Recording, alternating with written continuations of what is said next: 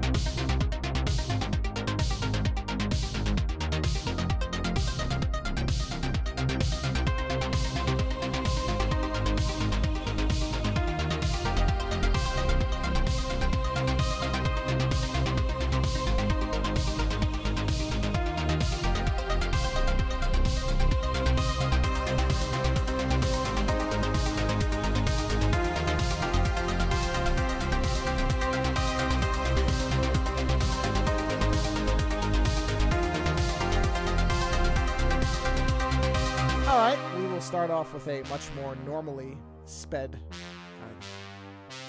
chill segment, unlike the last show where I blew through it in about 3 seconds. So if you go to patreon.com/Ozone Nightmare, you can support the show on that platform there. If you go to our show homepage, you will see an array of vertically laid out squares with rounded corners. Various things will be within those squares. There's a PayPal logo if you want to use that. There is a little book with a bookmark that will take you to Lando's Amazon author page. There is a little skull that will take you to my art links. And there is a link to our YouTube channel. And if you go to that link, you will see that I have posted a video game that I've been playing, that I've been having a lot of fun with. A $4 game, $4. Windows only, I believe, but a game that is worth playing. Worth more. I would have been happy with this game if I'd paid $10 for it. It's called The Exit 8.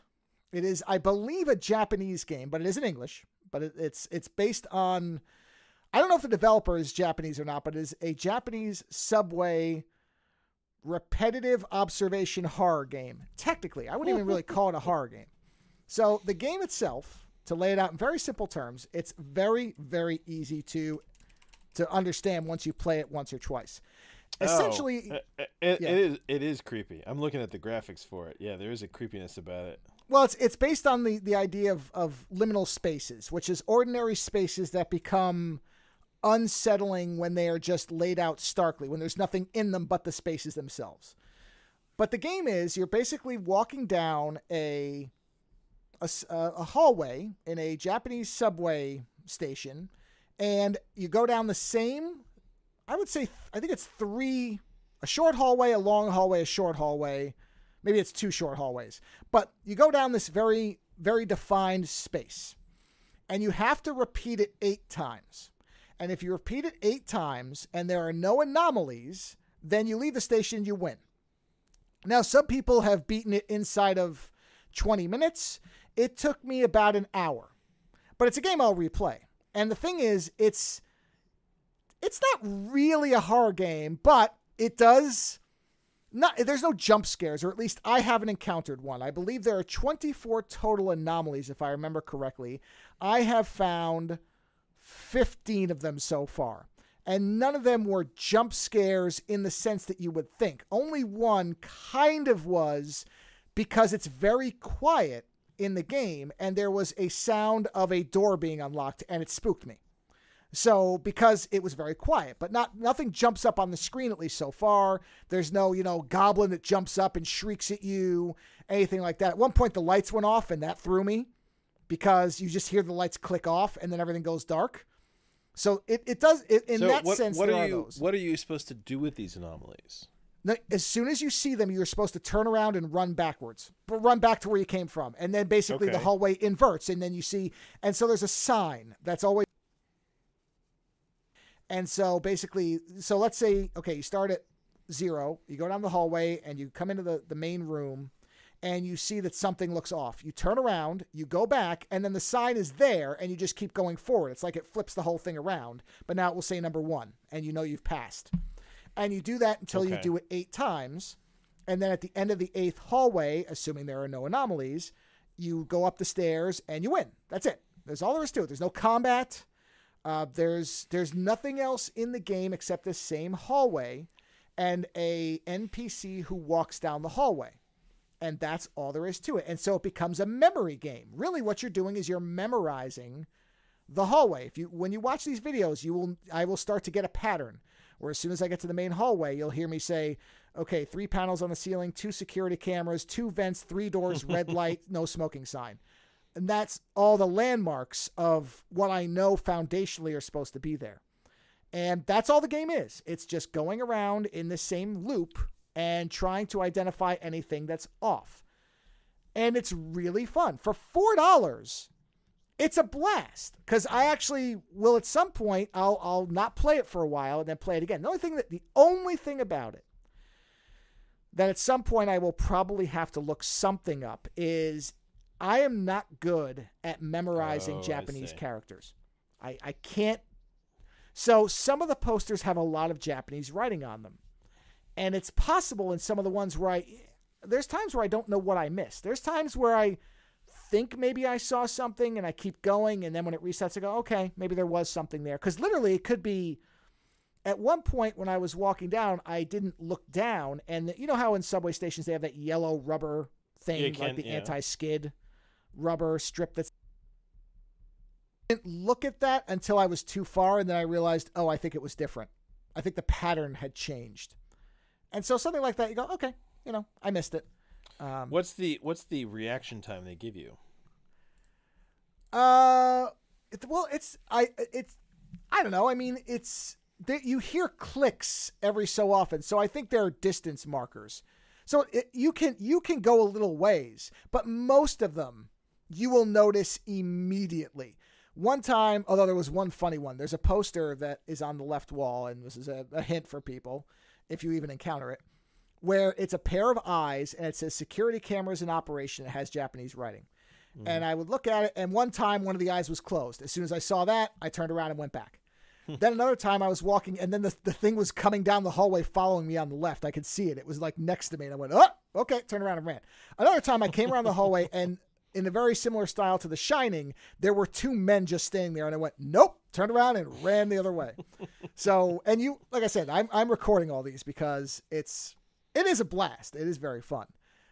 But that's the kind of thing. So the reaction time, I would say you probably have it's tough to define the space, but you probably have a quarter of a hallway worth of going forward and backwards. So, you definitely, because when that poster had been following me at least a little ways when I noticed it and then turned around and went back. So it's not instant. It's not if you don't see it right away. The poster was following you down the wall. It slid down the wall next to me, and I noticed it as I got to the end of the hallway. I saw that it was there. So there's that. And some things are much more static. There was one time I came around, and there were a bunch of signs that were on the floor repeating, and I could tell that right away. Then there was one where I was going down, and I suddenly heard water. And I mean, it was loud, like water was flooding into the thing. So I started running, and I turned around and I saw the water, and I kept running. And unfortunately in that one, I think I ran too far, and then I reset it back to 0 because I thought the water was going to chase me. I really didn't know what was going to happen. So I wasn't sure. I don't know if you can actually die in it. I don't know if the water had touched me, if something would have happened. I actually probably, once I clear all the anomalies, I'll probably play it and start seeing what happens if you just keep going with the anomalies in place. Does something happen? But at least in terms of the anomaly appearances, like I said, the water one, you could hear it suddenly just rushing at you. And so that was kind of like, uh-oh.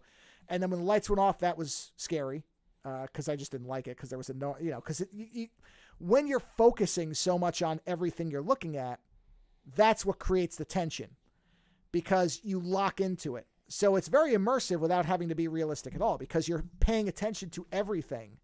And so as soon as one thing shifts out of the way, it freaks you out. It offsets things. So I would play sequels upon sequels upon sequels to this game. If they keep making new versions where they change the anomalies, I'd play it forever. It's great. It's a blast because it's very simple. It's very simple. And I think I played it for about 30 minutes the first time. in that first recording, or 20 something minutes, 30 minutes, and I didn't beat it. And I went, okay, I'm going to play it again later. And I didn't care. Because, there's no progression to save. There's nothing to worry about. Honestly, then I beat it the second time. In it's about 30 kind of minutes like an old arcade game in that respect. Sort of. There's no saving. It's just, play it through. Right. Yeah, that's correct. It's just one, and that's what makes it the entertaining part is it doesn't rely, at least as far as I can tell, there's no reliance on, okay, how Twitch shooters, well, if you're not fast enough, the worst game in the world to play. If you don't like doing memory games or puzzle games, don't even bother. That's what it is. It's a memory puzzle game. It's a game that tests your ability to observe and identify differences. And if that sounds miserable, then there's no point. But honestly, it's a very simple but very effective $4 game. But I want to shoot the anomalies. Why can't I just shoot the anomalies? Well, that's the thing is there is no combat. And then the other thing is the guy who walks down the hallway, I kept waiting for him to. There was one time where he was walking very quick, and as soon as I saw that, I was like, okay, got it, and I booked it the other way because he was moving at twice his normal speed. And then another time he was walking normally, but his face was all bandaged up, and I went, and I turned around and ran away. So, but at no point is he ever threatening. Oh, and then one time he's looking at you as he's walking, which he almost never. Well, no, not almost. He never does that. And as soon as I saw that, I went, and I ran away. So it's a game that encourages you to run away. Running away is the correct response. It's interesting because it kind of lends itself to create your own narrative. It does, yeah. There is no story whatsoever to it. No nothing. It has destinations on the opening graphics, so I suppose there may be a real station at the location it's depicting, but there's no other indicator of it. There's just happened to be 5 names of what I assume are cities or provinces. I think one of them I recognize, so I think they're real. So it may very well be based on a real subway location. But honestly, you don't have to do a lot. You just have to have a bunch of tiles and signs. And that's all there is. But literally there's one sign where it's for a dog grooming place. And I had to look, okay, the dog's all facing the right ways. Okay, great. Are the dates right? The time's right? I don't know if I need to know all those details or not. It's tough to say because most of the anomalies. Yeah, you don't know how detailed they're going to get with you. Yeah, because the anomalies that I've seen are any type of the words. There was no words. Everything has either been upside down or there's been movement or there's been something like the lights going off. Well, that's an easy one. Then one time the fluorescent lights, which are normally perfectly straight, were off. They were not straight. That's all I needed to see. Turn around, go back the other way. There you go. That's it. So I did read that some of the things are very subtle. And so far, I have missed things where I thought I didn't. So maybe these are literal characters that are different. But everything was, I didn't feel like any of the anomalies I detected were cheap. I think that's the way to put it. There was nothing where I went, okay, wait a minute. Okay, so yeah, so you were like, okay, that's because let's say there's probably nothing like that. In that subway tunnel, there are probably 1,000 subway tiles. It's not like one was 5% darker than all the others and you were expected to see it. Then I would say, okay, that's a cheap shot. That nobody's going to see that. But for example, one time I came around and one of the security cameras had a bright red light on that it's never had before. You will pick that up if you're looking at everything. You'll see that red light was not there. You turn around, you walk back. That's it. But yeah, it's not like if your footsteps echo differently. Oh, you missed it. I have not encountered anything like that. There were definitely things that were easier to spot than others, like walking around the corner and seeing 2 men standing there staring at you. That's pretty easy, as opposed to there's a poster with a woman on it, and the one time her face was a little bit melted, that was horror-ish, but not like blood gushing out of her face or anything like that. So, and then I kept waiting. Then, like you said about building the narrative, the other fun part was then I'm like, okay, is the guy going to come around the corner and his torso will be turned around and he's walking backwards? Will he come around and he'll have no legs? Will his head be floating?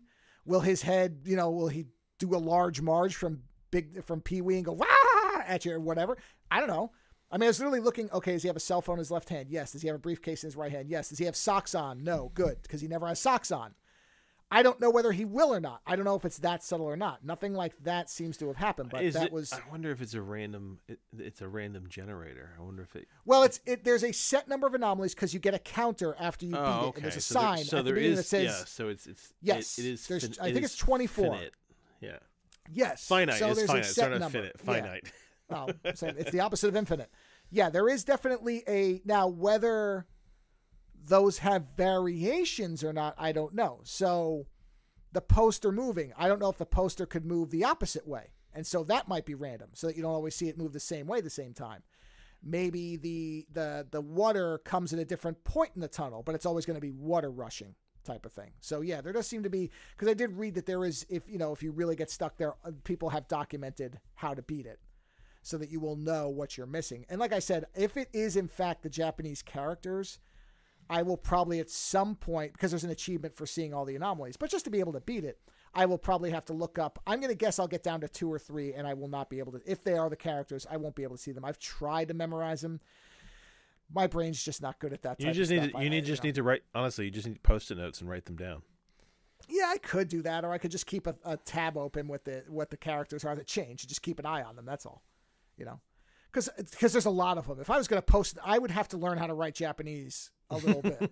Because there's one poster, and you'll hear me if you watch the videos. There's one poster I look at, and I'm like, yeah, if there's something different on there, forget it. I'm never going to see it. Because not only is it filled with Japanese writing, but it's also it's almost like a little depiction of musical chairs. So there's all these little people, and they're all in different positions. And if like one of their shirts is a different color, I'm never going to see it. Then there was one. This is what's fun about it. As I fooled myself into thinking that there's one poster that has a woman's eyes and the top image is in color and it's the same image underneath in black and white. At least that's what I thought. And then one time I saw the black and white one and the eye was brown and I went, oh, that's got color. That's wrong. And then I realized, oh no, it always had color. I just thought it was black and white because I was looking at so many things. That because the majority of it's in black and white, everything but what do you call it when it's around the iris? Whatever the color part of your eye is, whatever that is. It's not the pupil, it's the black part. Yeah, whatever it is. The black part. Oh yeah, so no, it is the iris then. The black part's the pupil. Yeah. Right? So then the iris. I had convinced myself that I saw the iris as black and white, when in fact it was never black and white, but I just saw it that way because I was looking at 80 things at once. So that's kind of fun when you realize, oh, I was mentally overwriting what was actually there. Yeah, sometimes we can create our own problems. And that's what I did. And that's what I mean about there may be things where I'm thinking I'm seeing them one way and I'm actually not. So, like I said, this is a far longer review than I thought I would be giving for a $4 game. But I thought it was great. Just because a game is cheap, it's a lot of fun. It's cheap. Like there can be a lot more going on than that. So yeah. Oh yeah, yeah. So The Exit 8. I have a link to it in the show notes. No, I have for the Steam page. I have some weird biology stuff, weird biology science to bring to the show tonight, which is not normally our area. But a while back, I was talking about the plastics. Now the plastics are getting into the bloodstream, and I've done more research on that, and it is a major fucking problem, right? We are living in a very polluted time. We don't realize it because it's the whole, it's that whole the I don't know if it's a joke, but I guess the metaphor, the frog doesn't know that the pot is getting hotter and hotter, right? You don't realize how polluted your environment is to some degree, and essentially I was talking about how a lot of the clothing now is got a lot of polyesters and plastics in them, and that they've discovered that we're actually absorbing the plastics through the skin, which is not a good thing. But in a bit of good news, I have bits of like good and bad news. They have recently done a study where they've discovered that when you eat any food that is wrapped in plastic has basically plastics shed microplastics, right? So you get these things you get them in your stomach essentially. And what they have discovered is that these plastics in your stomach can actually cause inflammation. They can cause your stomach to react. They've actually found that people with Crohn's disease very often have like twice the number of microplastics that other people do, as well as irritable bowel syndrome, right? Not enough to say direct cause, but it's becoming a very, very peculiar correlation. So what they've recently discovered, though, which is a bit of good news, is that apparently certain probiotics appear to mitigate the inflammation that these microplastics cause in your stomach and actually help break them down and kind of get them out of there. Right? So, I mean, honestly, it's probably the only good news I've found in this. But apparently, the probiotics that you find in kind of yogurt, as well as the probiotics that you find in fermented foods like pickles or kimchi, things like that, they appear to, what they said is like, to mitigate the inflammation by 90%. So this isn't a small amount. This isn't like a slight correlation. 90% which is amazing. So if you are worried about these things, because I mean, listen, these plastics are getting in through our skin and they're getting in through into our stomachs, and it, you know, the more we learn about the fascinating sort of horticulture of the bacteria in the stomach, the more we realize that it affects everything in your body. I mean, there's a huge area of study now between how the gut bacteria affects the way you think, right? You know, we think of ourselves as individuals, but at times it's good to think of yourself as a host for a massive city of various bacterias and organisms. Oh, that's true. So, yeah. So I thought that was a bit of good news, this idea that, you know, if you try to get more yogurt or fermented foods into your diet, don't just drink a ton. Although they never mentioned that in the article. I do wonder if drinking alcohol also helps to break them down. I mean, alcohol comes with its own negativity, but it is a fermented substance, right? So theoretically, wouldn't it also help to break down microplastics? It could be that what they found was either way you'd have to drink. It would be yeah, I know, the health effects would be negative the other way. So, that's probably what it is. Yeah, probably. So either way, yeah. So this is a bit of good news, because in an age where plastic pollution is so widespread and uncontrolled, I mean, it's everywhere. As you know, I always go back to what you said the other day when we were recording. You said, I'm in this room, right, and 75% of this room is plastic. You know, it's like, yeah, it's in our foods, it's in the air, it's in the water. I mean, they recently did in Japan, they did a study where they found, they did cloud water samples on top of Mount Fuji, right?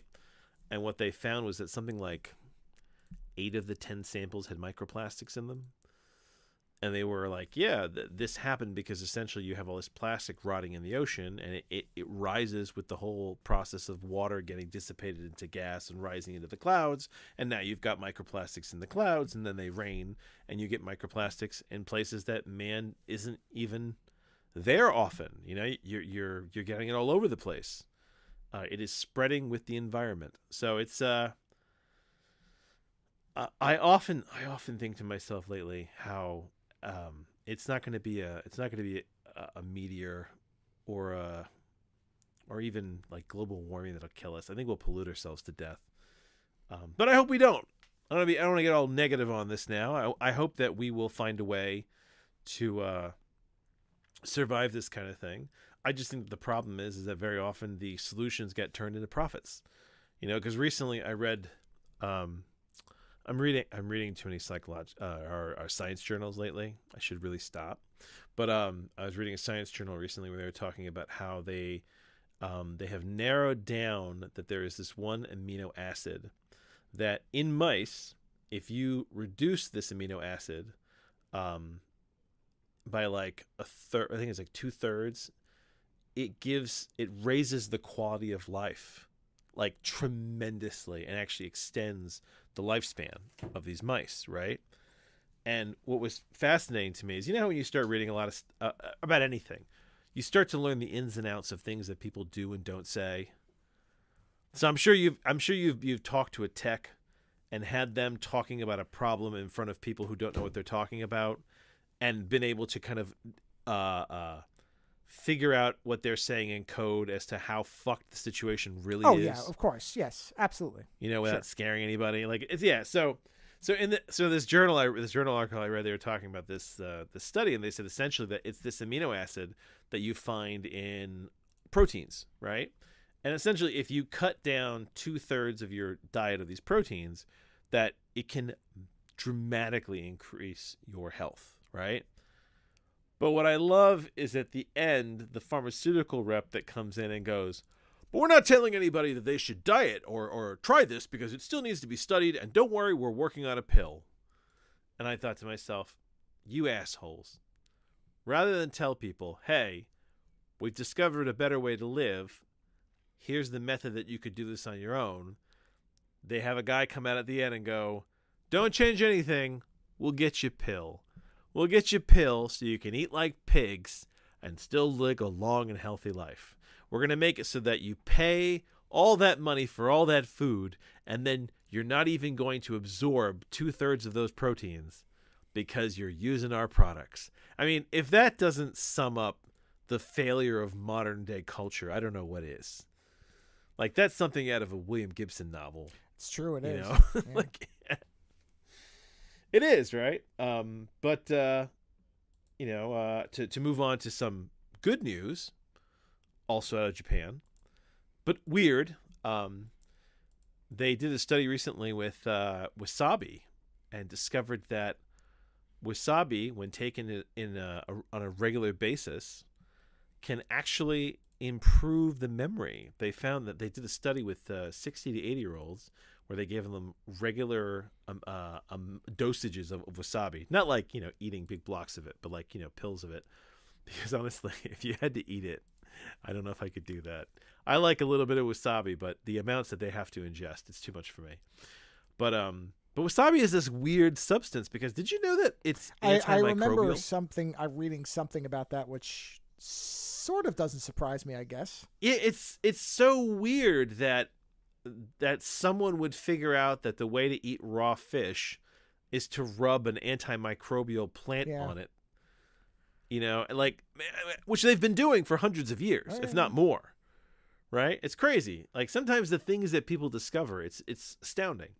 But yes, so this that they've discovered is if you have a regular dosage of wasabi day to day, it can actually noticeably improve the memory.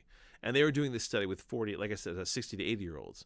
So I thought that was an interesting, a weird biological bit of good news. If you feel like your memory is slipping, get more wasabi into your diet, right? Although, to be fair, most of the wasabi in this country is actually horseradish. Yeah, I was going to say, isn't it actually tough to get real wasabi here? Yeah, it is. I went looking to see if I could find any, and so far all I can find is there is a farm in North Carolina that exclusively does wasabi. You can buy it from them in pills. You can buy it from them in like raw form. But yes, otherwise a lot of people just have horseradish dyed green because it has the same spicy qualities. I should really look up to see if horseradish has any of the other properties. Is it also an antimicrobial? That's the question: is does it actually have the same effects? Yeah, so far, wasabi will help your memory if you eat it on a regular basis, and fermented foods will help break down the microplastics that you are inevitably ingesting. So, how to survive and get older in a polluted world. My last bit, though, is in the realm of the Cold War, which I know is an area. Ooh, I do. Like. So I now that my life is getting somewhat back to normal, although it doesn't feel that way. When you move and you've been living someplace else for a while, and you have that moment where you like walk through your house and you think to yourself, "This is not my house." Yeah. It's almost that Talking Head song where you're like, "This is not my beautiful wife. This is not my beautiful house." Where like you almost feel like I don't want to call it imposter syndrome, but you almost just feel like you're intruding on something. Yeah, you're somewhere else. I get that every now and then because it's very strange. But now that life is getting somewhat back to normal, I've gotten back to doing my college lectures to continue my useless education. And I've been doing right before I moved, I was doing this whole thing about the history of the United States, which a lot of this is kind of rehash. It's a rehash for me because I've learned American history so many times, but I've actually done all these like individual courses. So I thought it would really just be like a rehash. So I understand. So I was about halfway through the course, and that was World War II. So I was like, great, I love World War II. I mean, it's not a good thing, but as a historical thing, it's very interesting. There's a lot of shit that went on. I started on World War II, and I was listening to some things, and I kind of found that this lecturer, this professor, he was taking kind of a different point of view of things, enough so that I was still learning things I didn't know, little things that popped up. And one of these things that popped up is that he finished talking about World War II, and he went into the Cold War, and he got into the atomic race and mutually assured destruction and all that stuff. And he started talking about this thing that I did not know much about, and I'm still trying to do more research on the ins and outs of it. But apparently, during the Cold War, there was so much atomic testing. Right? Now we both know this because I mean, there's things like on the U.S. side, there's things like Operation Plowshare, where they were basically fucking nuking the basement just to see what they could do. You know what I mean? We've on some level we've nuked ourselves more than we ever nuked the Japanese. And well, what people don't often know, is how much was going on, because at one point, just to, take the sinister end of it out for a minute, there was at one point a lot of thought that atomic energy would power everything. Oh yeah, cars, and everything else. So they were testing everything. Yeah, and Operation Plowshare, they didn't really know what was going to happen. And Operation Plowshare was an operation where they were basically trying to figure out if they could move massive quantities of earth. Essentially, like, could you blow a mountain out of the way if you needed to, right? And in fact, some of the largest man-made craters in history are out in the Midwest, and are because of Operation Plowshare. But when they were doing Operation Plowshare, they usually did it out in the desert. But if the wind shifted, you suddenly had this atomic cloud of dust headed for a major city. And very often, they didn't say anything because they didn't want to get in trouble, right? So there was a lot of atomic testing, specifically setting off minor atomic bombs, right? And major ones as well. I mean, listen, there are islands in the Pacific that you still cannot go to that are so radioactive. But apparently, at some point during the Cold War, it was brought to the attention of the United States and the USSR that the background radiation of the world had increased. Mainly, they think because of the amount of atomic testing, that they had put so much atomic material and they had raised the radiation levels in the atmosphere, and that this can be directly attributed to the rise in all sorts of cancers, leukemias, all this shit, that if you time it, it all suddenly jumped right around the time all this testing got going. And after that, both countries seem to have made a decision to only do underground testing from that point on, because it's way better if it's in our drinking water. And I heard this, and I went to see if I could find more information, and I found little bits of information, but nothing majorly direct. Like, I'd love to find the studies that actually cited this. There are studies about, radiation levels in the environment, and there are people who talk about it, but specifically in the Cold War, this idea that they were just, dumping radiation into the atmosphere without realizing it. It's fascinating to me, because this goes back to the whole thing about how, as a species, we're just killing ourselves. It's amazing to me that there is this kind of jump historically in cancer. Like, I think cancer has always been with us, but there is definitely a period in time where suddenly it got worse. And I wonder if to some degree we're still living in the fallout of the Cold War. That no, there was never actually a war, but that because of the amount of testing that was done, we're still living in a kind of a nuclear fallout. You know, it was a really, it was a weird idea that occurred to me, that looking at that and then looking at the world, you know, like maybe the post-apocalyptic doesn't look like what you think it looks like. You know, like you get into that. This goes back to the frog in hot water, right? How does the frog know it's boiling? You know, it'll get to a point where it realizes it's too fucking hot. But as that water steadily gets warmer, if you do it slow enough, right? You know, and if you look at kind of the world we're in, right, where you've got these rising temperatures and cancers and weird anomalies, and you know, then you throw in pollution on top of that. Maybe we are living in a post-apocalyptic age. Maybe Road Warrior was all wrong. Maybe part of the reason that you got people in power who don't really care about saving the environment or anything like that. You know, I always worry. This is like the post-apocalyptic science fiction part of me kicking in. Is that there's some crucial piece of information, you know, that I don't have, that once you were given it, you kind of look at the world and go, yeah, you know what? I don't care. Just live your life whatever way you want, because, you know, it's not going to get better. Like, you know, it's you read that book Seven Eves by Neil Stephenson. Yes, Isn't there something in that book where, like, the governments know about the moon before the people do, or something about that? Yeah, I don't remember the specifics, but I think you're on the right track. Yeah, it's just that right. yeah, it's just that idea of people in power having information before you, and you wonder, is that to some degree why people in power act so fucking crazy? Because, you know, how does a psyche handle this idea that you are already living in post-apocalyptic times? You know, and like we have this this fantasy image of what post-apocalyptic is supposed to look like. You know, my son had a school dance for the first time, and he didn't want to go. And he was like, oh, I don't want to have to dance. And I was like, why do you think you have to dance? I was like, school dance is just kind of like a get-together. And on talking with him, I realized that his only context for what a school dance is supposed to look like is from watching television and movies. And if you go by, like, a movie or a TV show's version of what a school dance is, you know how fucking wrong that is. You know, like, that's not what a school dance. That's ideally what a school dance is supposed to look like. But did you ever dance at a school dance? I don't think no, so. I went. Not that I remember. Yeah, I went and hung out with my friends and talked shit. Sometimes I had to get dressed up to do it. You know, but it's that idea that your vision of a thing can be shaped by your input.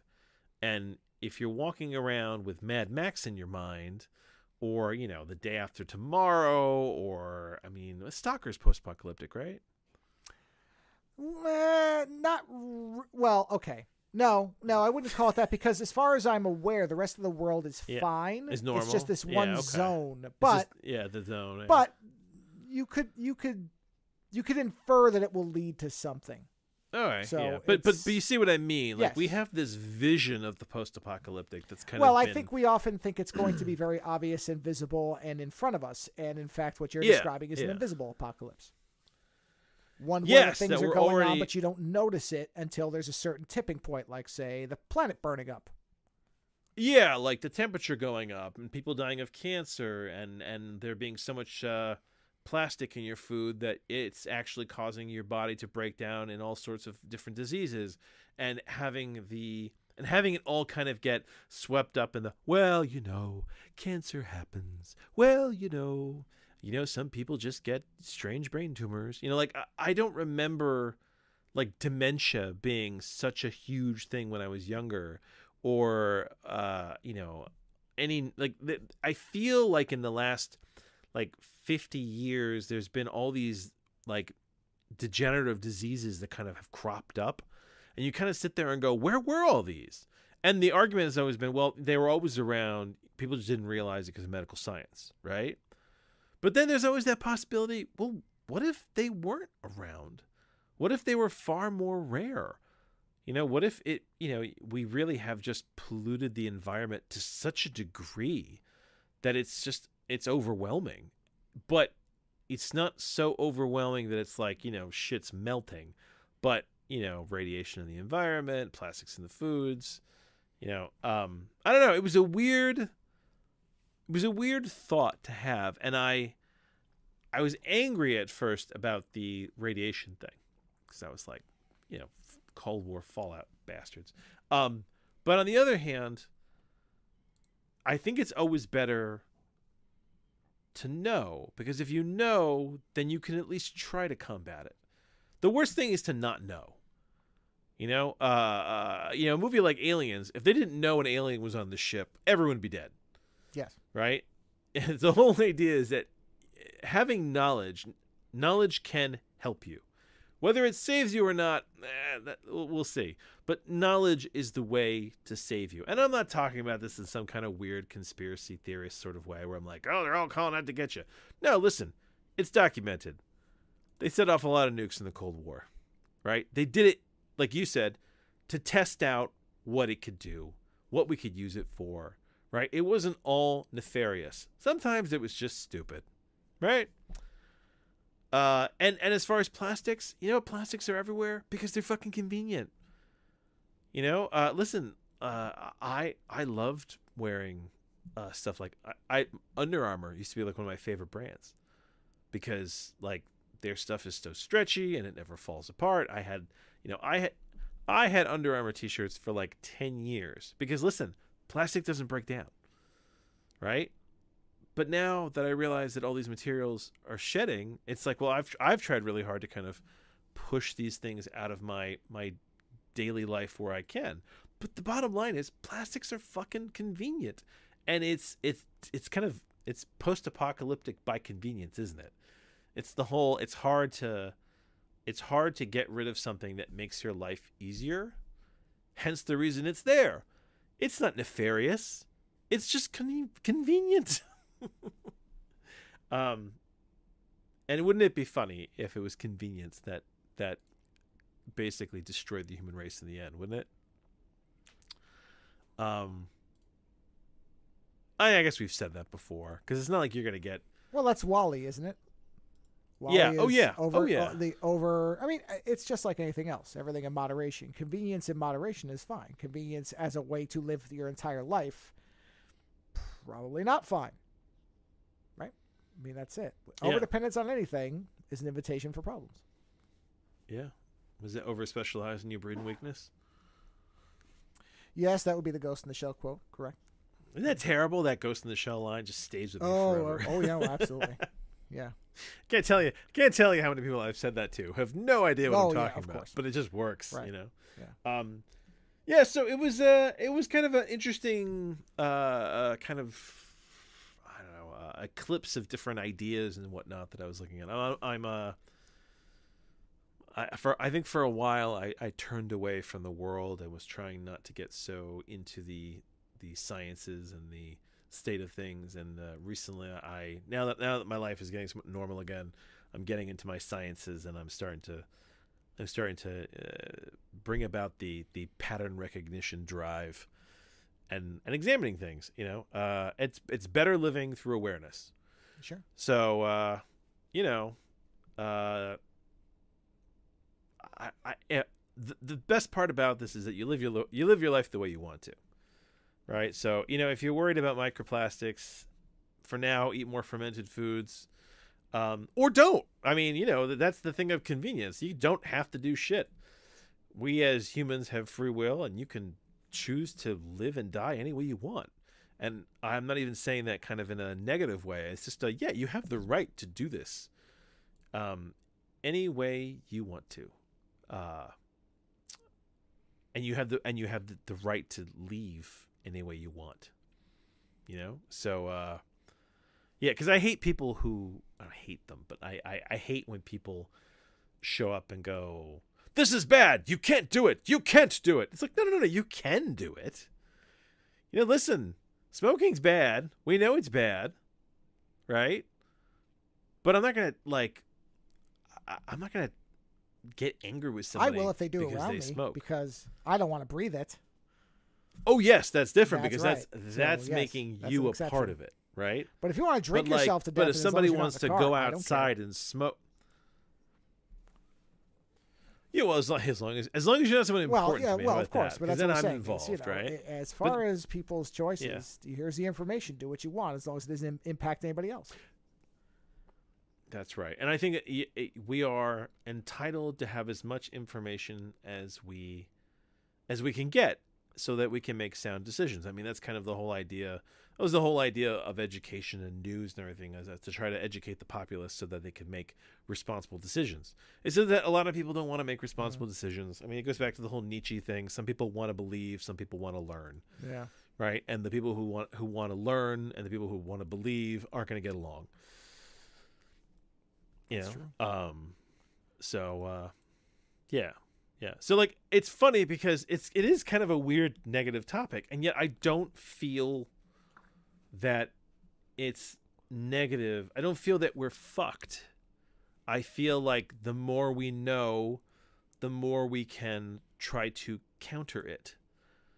And the fact that there are so many, like the fact that these probiotics from these foods can possibly mitigate the effect of microplastics in the gut bacteria, that's astounding. I mean, that is something that already exists being there that can counter the effects of pollution.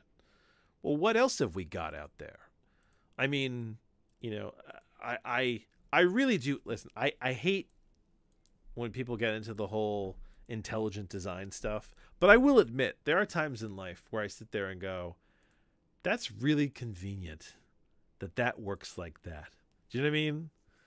Like, Well, there is, and my brain doesn't go to intelligent design so much as sometimes I sit there and go, are we living in a simulation? Did they have to upload something to the game so that the players wouldn't all die? I don't necessarily have a problem with the idea of intelligent design. I just don't attribute it to the same thing that most people do. I don't know that of course, God does not have to be a person sitting on a throne for me. It can be the force of gravity, and I'm fine with that. It could be a tech lord developer from the sixth it could dimension. be a natural force. It doesn't mean it has to be somebody making judgmental decisions on how things work. Keep all the NPCs alive. Kind of. So I'm going to now completely switch gears on you. Because, well, actually, I just realized something. We never did our closing review of Baldur's Gate, did we? I was actually going to bring that up. I was going to say we did not actually talk about the ending of the game. No. Yeah, because I was going to talk about the fact that I saw Black Adam, and that we started playing Breakpoint again. But no, that all dims the fact that we never did our closing interview. No, we did not.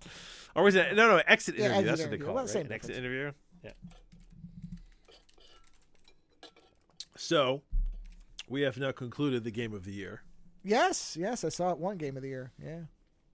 Yep. Yeah. What are your thoughts on the game of the year? I think it definitely, I have no issue with it winning game of the year. I think it was everything that I was hoping it would be in terms of the storytelling. I'm extraordinarily pleased that I can envision at least 2 more playthroughs of it in different ways, depending on what we do and how we play it. I mean, and the number of people that you play. Yes. Because, I mean, Jesus, we didn't even scratch the surface of at least 3 of the characters. No, four or 5. All What do you call it? The built-in characters, we only had them as secondaries. Yeah. We weren't playing them as mains. No, we weren't. And even then, we largely, if not entirely, except for a couple of very specific exceptions, stuck with the same people the whole time. So we weren't shifting companions around very much.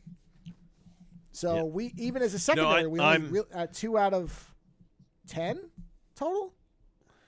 Is that well, really? because you have to count House, and I think could travel with you. Jahira can go for a while. So depending on how you look at it. Yeah. Well, Jahira will stay with you till the end. We just Right. couldn't hold Yeah. on to her. So there's Lazel, Shatterstar, whatever her name is, Will, Gale, Starscream, Karlak, Asterion. That's 6 right there, right? Who am I forgetting? No, I'm forgetting somebody. Who am I forgetting? I'm forgetting somebody. Well, then Halcyon, the guy that we ended up getting killed, who I believe could join you. Yeah, so that's 2 more. The bald guy. That would be 8 right the there. bald And then guy Jahira's 9. Yeah. And I don't know if Volo can travel with you. Did we ever get that option? I don't remember. Okay. No, so he doesn't then, know. So then I guess he's 9, always in the camp. depending. Yeah. I mean, there's a lot of storytelling therein, and the number of endings. I mean, now that we're done, I've kind of glanced to see some of the variations. And like, I mean, Gale, just the number of just there's 3 endings of Gale different than the one that we got that are so wildly out there that I'm like, holy shit. I was like, damn, we I feel like we missed out on a ton of shit with him. So, I mean, I've already decided that I'm playing the next playthrough as a nudist bard.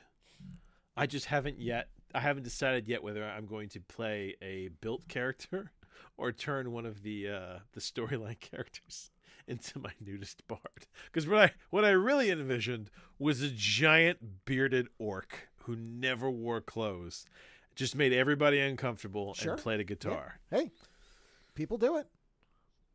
Because I personally think that would be hilarious.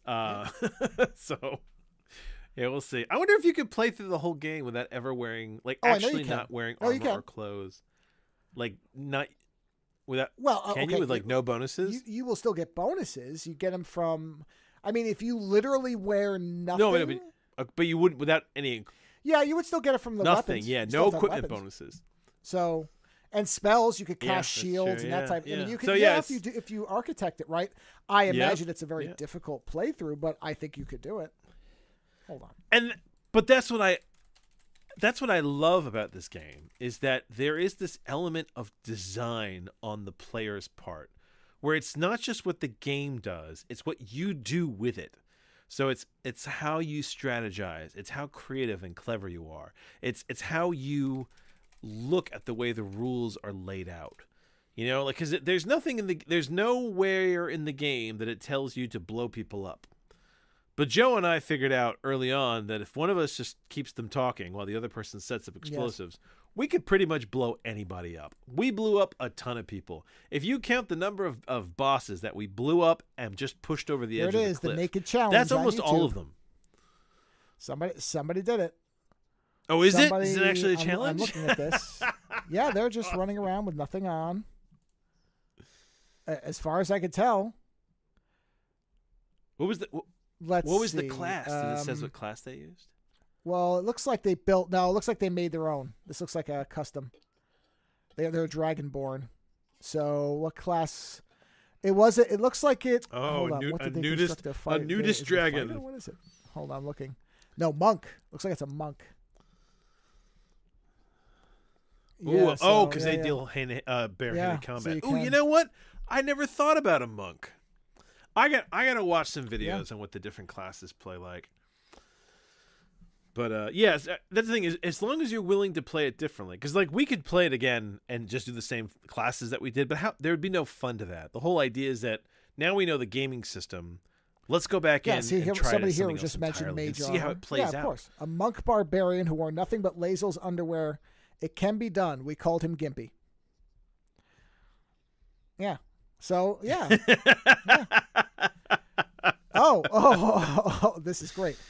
I created a main as a female druid and added druid to all my followers. We are the Druids of the Breeze, a naked druid cult of 4 women that fight naked. That's great. Yeah, so you could become an animal when you're. You could be a zoology. That's so great. That's so awesome. I'm getting ideas, and that's great. The fact that we have finished the game and we are now this person excited basically says an how unarmored monk is not even again. that hard to play through this game. They did. Yes. When we fought monks in the game, they gave us trouble. They did. So there's your answer. Those fuckers hit hard. Of course they did. Oh man, yeah, that sounds like fun. But yeah, I thought that it was so much better than I thought it was going to be. I was really worried because we'd tried playing Dead or Alive, or what it's called. It was the one that came out before. No, it was Dead Island 2. Not Dead Island. Was it? It's not Dead Island.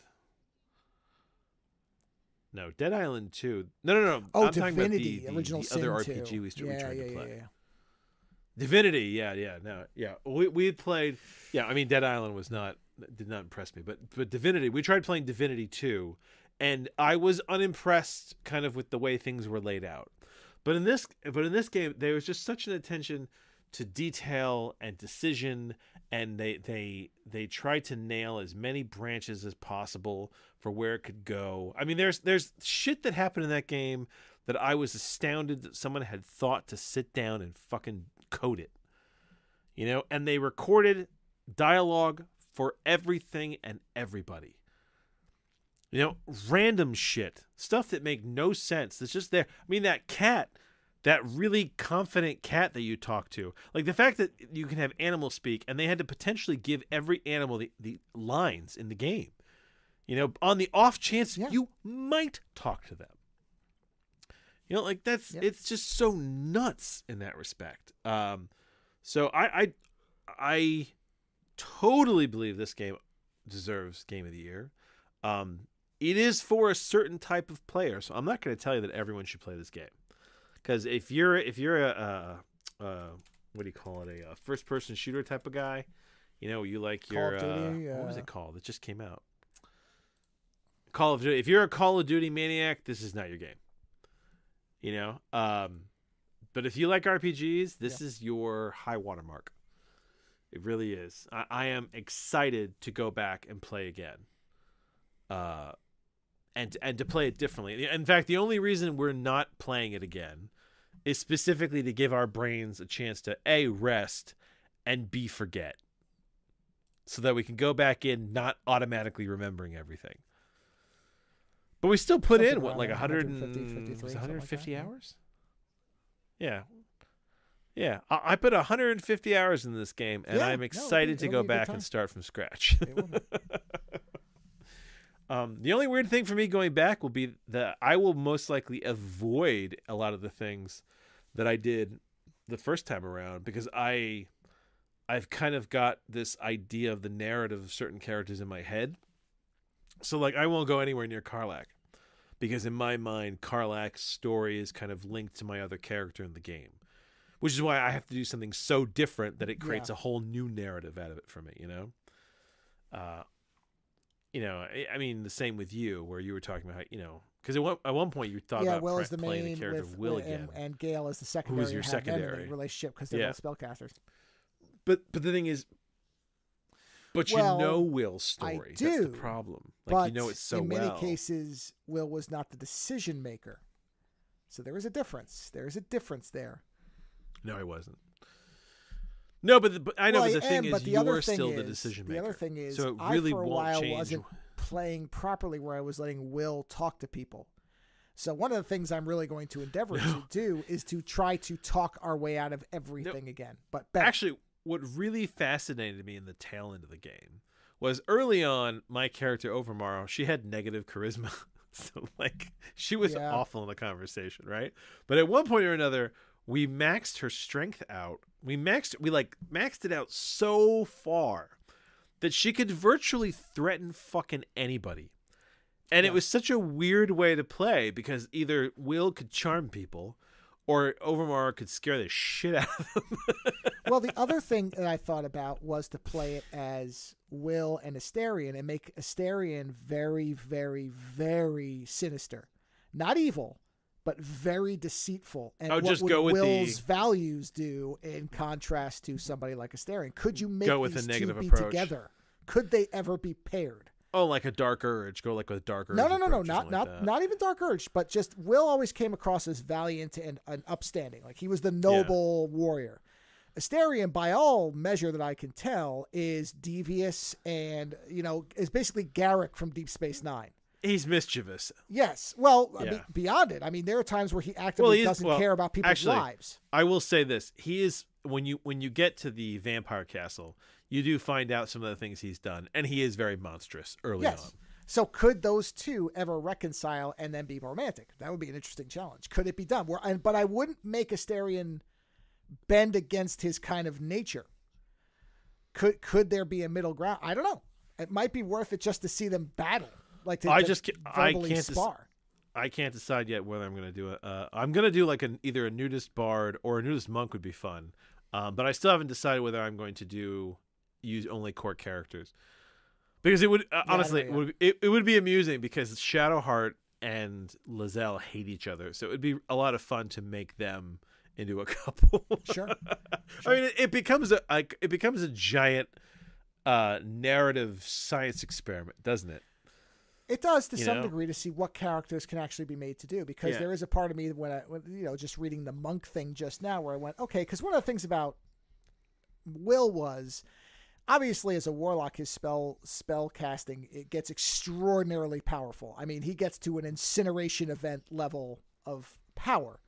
But if he can't rely on that, he's next to useless. I wasn't because I had range.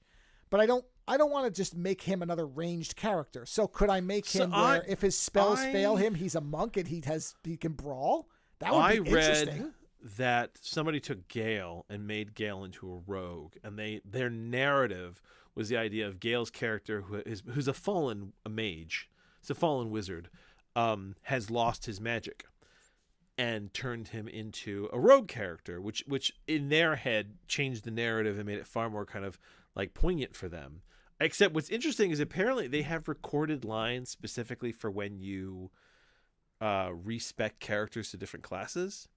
And they were saying that the shit Gale's character says when you're doing like roguish thievery stuff is hilarious. Where you'll do something and he'll be like, "I think this is illegal. I shouldn't be here." And like it gets almost Monty Python-ish, with the things he says. I thought that was really funny. And again, goes back to this idea that somebody sat down and said, "Hey, what if they respec all our characters? We should probably record some dialogue for that." It's like it's smart. I mean, I would love a sequel to this game. They have hinted. I mean, the last big patch that came out was a whole epilogue that hints at more material, right? I mean, the one character Withers specifically says, "Well, you may be called on again." I would love a sequel to this game. I don't want it anytime soon. I want them to take their time if they're going to make another game, and I want them to make it better. I think when you have a game like this you would hope that this would be the best possible position for a developer with all the accolades, with all the sales. Yeah, don't rush it. Well, that they would have basically free reign to make the proper sequel.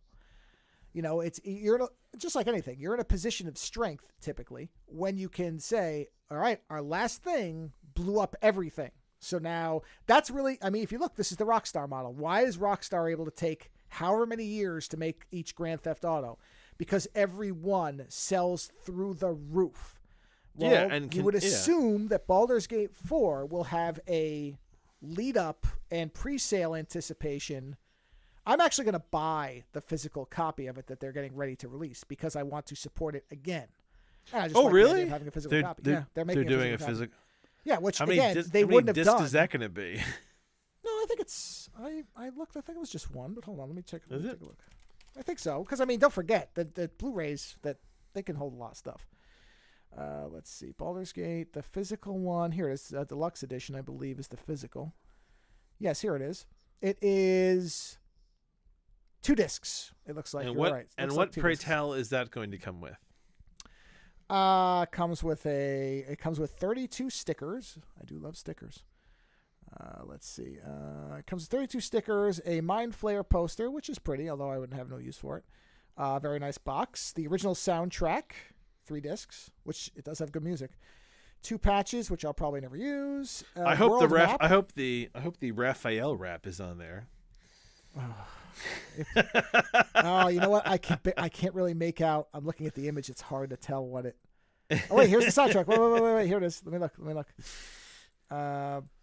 you can't click on it because it doesn't show you. Because I mean, really, that's the track you want. That you want so that playing in the background. It's 2 discs, so yeah. So yeah. Hey, I think it's fantastic that they're doing a physical release. Yeah. And it's not even. But I mean, it's not ridiculous. The PS5 thing is $80 for all that stuff. Yeah. So that's not bad.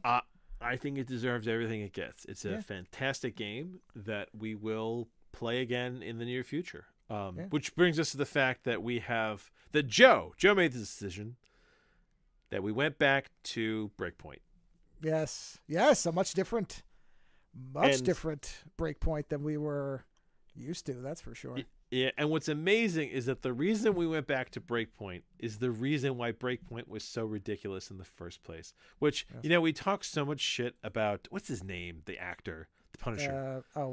John Bernthal? Yeah, John Bernthal. We talk so much shit about John Bernthal's performance as Walker in that game and how ridiculous and kind of stupid it was. And yet, we keep coming back to it. He has become a permanent absurdity of our iconic, a map of characters, right? There are still inside jokes that go back and forth between Joe and I that are all because of Bernthal and his performance. Yeah. And in fact, it is Bernthal that lured Joe back to the game. It's true. I must admit. Because you just wanted to have some more of that absurdity, right? I did. I want the joke. Yeah. Yes. And on top of that, the joke of him, we've been given what feels like a totally different game. Yes, they have essentially removed the thing I hated the most, which was what was that other game? The gear score. Thing. The gear score system. Yeah. Yeah, it's now optional. So for those who know what the gear score system is, essentially in the game, in Wildlands, it used to be that you picked up gear. All the clothing that you picked up was just for how you looked, and really all that mattered is the specs on your weapons and your tactics, right? And you could upgrade the specs on your weapons, but otherwise, you take a shot to the head, you're going to die no matter what, right? And then you got bonuses in your characters that made it so that you either were harder to kill, or you could take a few hits to the head, shit like that, right? So it was your leveling system, not your gear, that made you. And then they did that was not the Divinity. What are they called? The Division. They did Division 2 which was a beautiful game, but it's kind of a virus shooter that takes place in Washington D.C. And they had this gear score system where essentially, on top of your gun's specs, there was this second thing where every item had sort of a weird arbitrary number, and you needed the highest number possible to be able to fight certain people. So it almost was like an extra level of leveling, and it made it so that you couldn't hold on to gear because you were constantly trying to up your gear. So you were constantly getting rid of guns, getting new guns, getting rid of clothes, getting new clothes, because you were just trying to boost your gear score, and it made it exhausting and annoying. And it made it so that when you played Breakpoint, you could never really get comfortable with a weapon because you'd have to get rid of it soon to get your gear score up. And then very often you find yourself hunting for the updated gear score version of the gun that you had, which was basically exactly the same, just had a higher gear score. And it was annoying and obnoxious.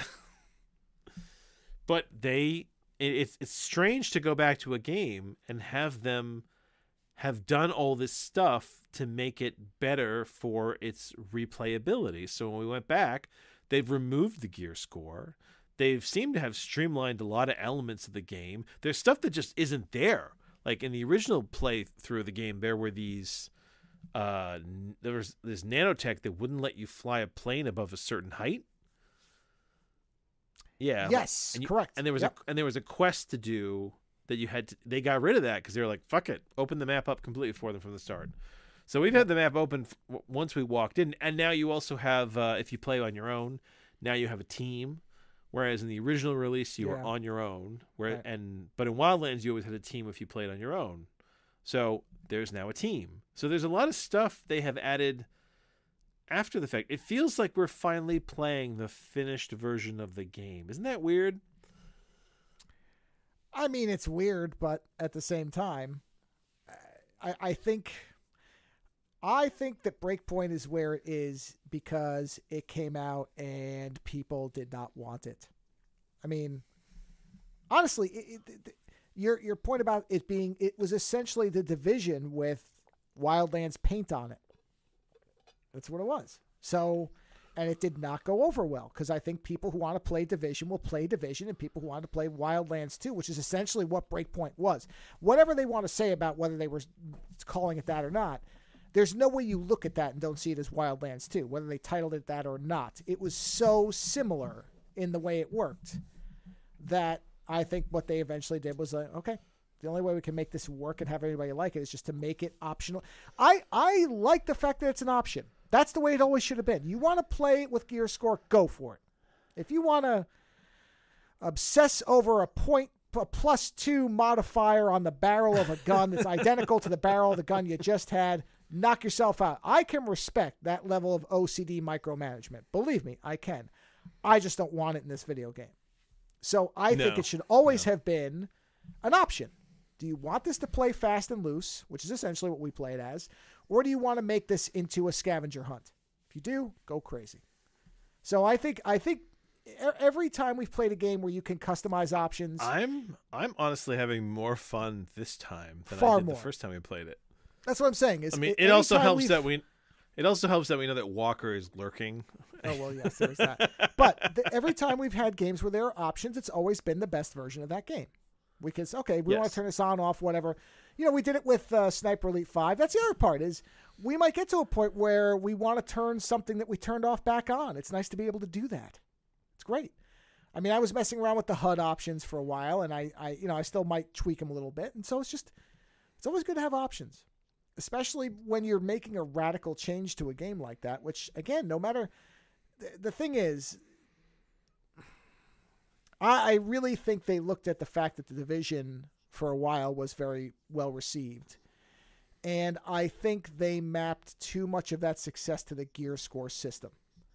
As opposed to, I think a lot of people like the Division because of the setting and because of kind of the way the game's laid out, but not the gear score thing specifically. I enjoyed it because I was fighting through Washington D.C. and the landscape was so fascinating. Yeah, no, it was. That's what I'm saying. Is that's the appeal. It's not the gear score.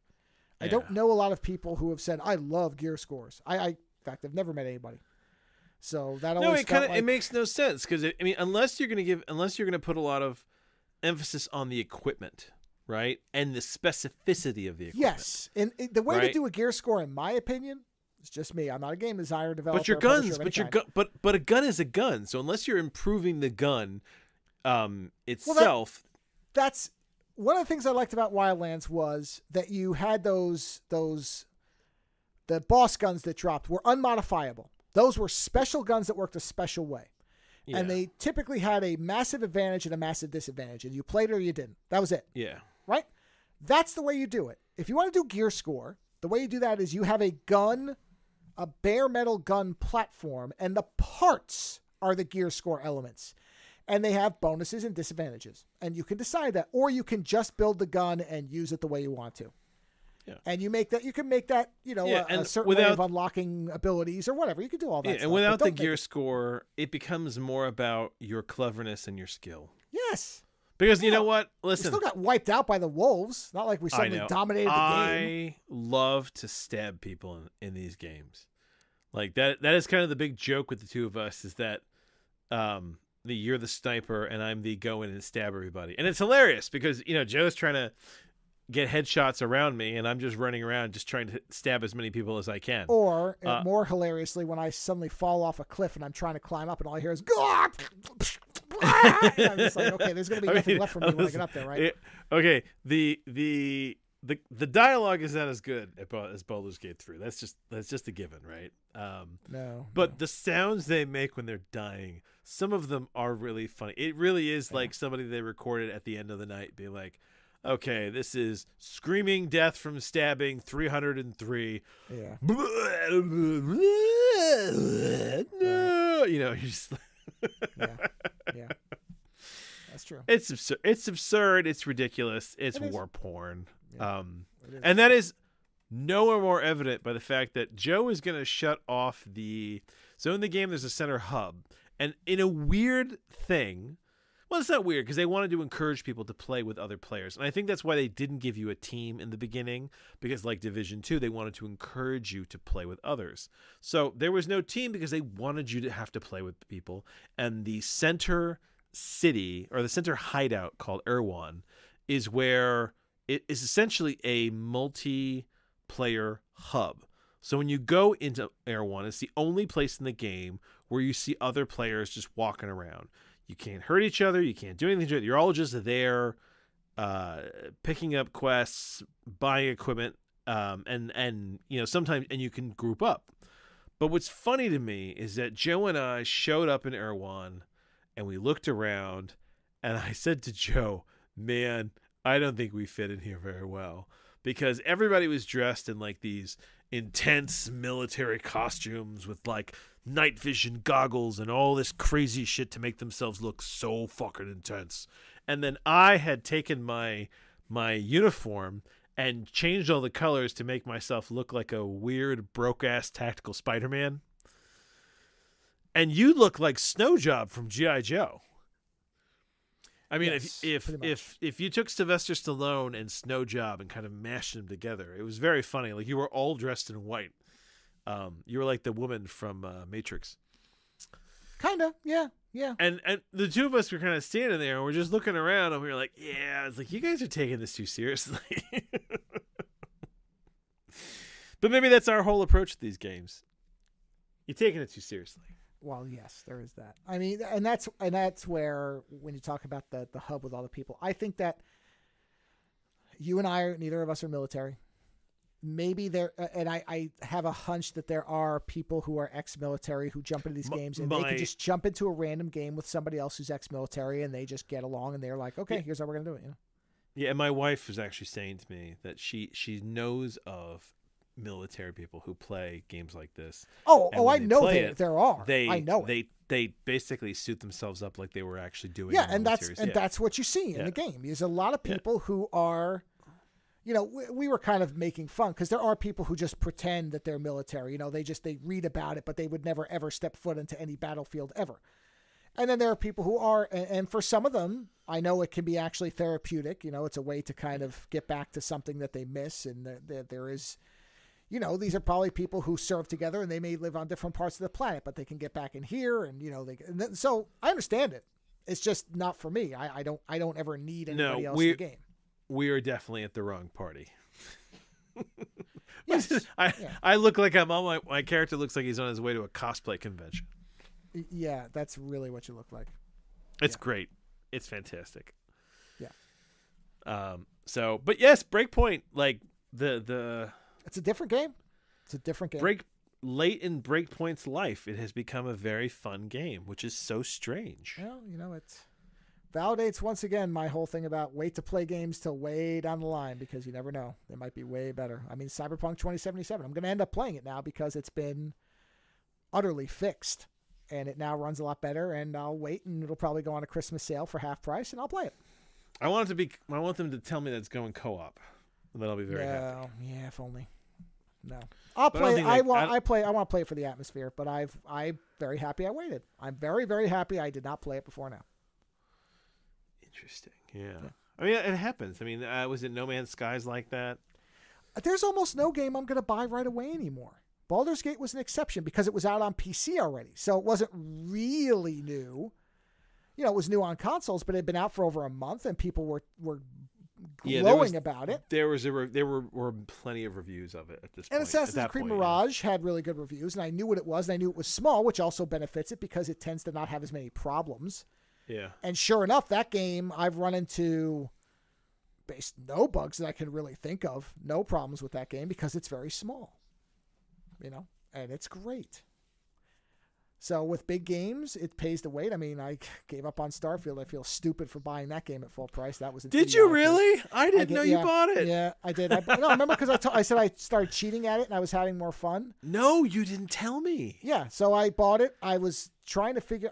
I just never felt the urge to play it, and then I basically cheat coded the hell out of it, where I upgraded all my guns, everything else, and then I was having fun with it for a while.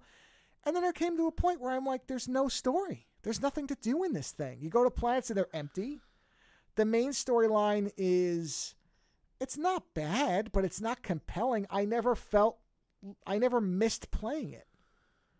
And so I finally just went, what am I doing? And that's a weird thing, isn't it? That right there, I think, is the telltale of a really great game. When you actually, some point in your day, stop and think, oh, I miss playing this right now. I want to be playing this right now. And I'll tell you this, Baldur's Gate 3 is probably one of the few games in a while that I missed playing, that I wanted to be playing. Yeah.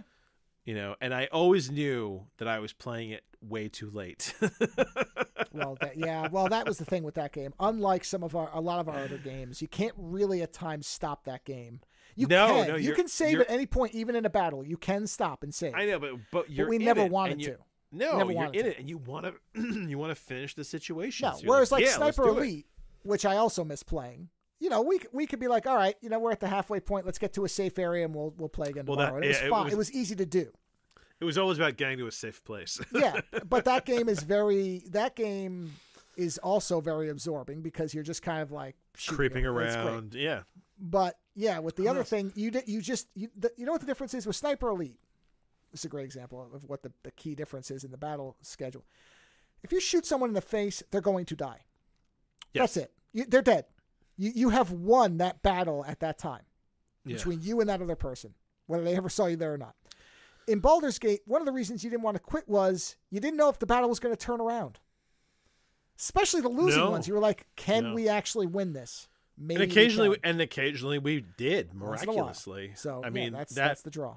There was a few late fights, especially where I thought we were well, done. Especially after some of them we wiped so badly the first time and then won tremendously the second time, which makes, it is all roll of the dice stuff. But almost freakishly, Well, like because there's dice rolls. Everything is dice rolls. So if the enemies can get screwed by bad rolls too. Yeah, but also I think to some degree it's also the tactics. I think once you fail, some of these fights you go in and you're like, I've got this, and then you go in and you're like, holy shit, this guy's really hard, and then you're like, okay, we have there are fights in that game that I spent I would think about for 24 hours.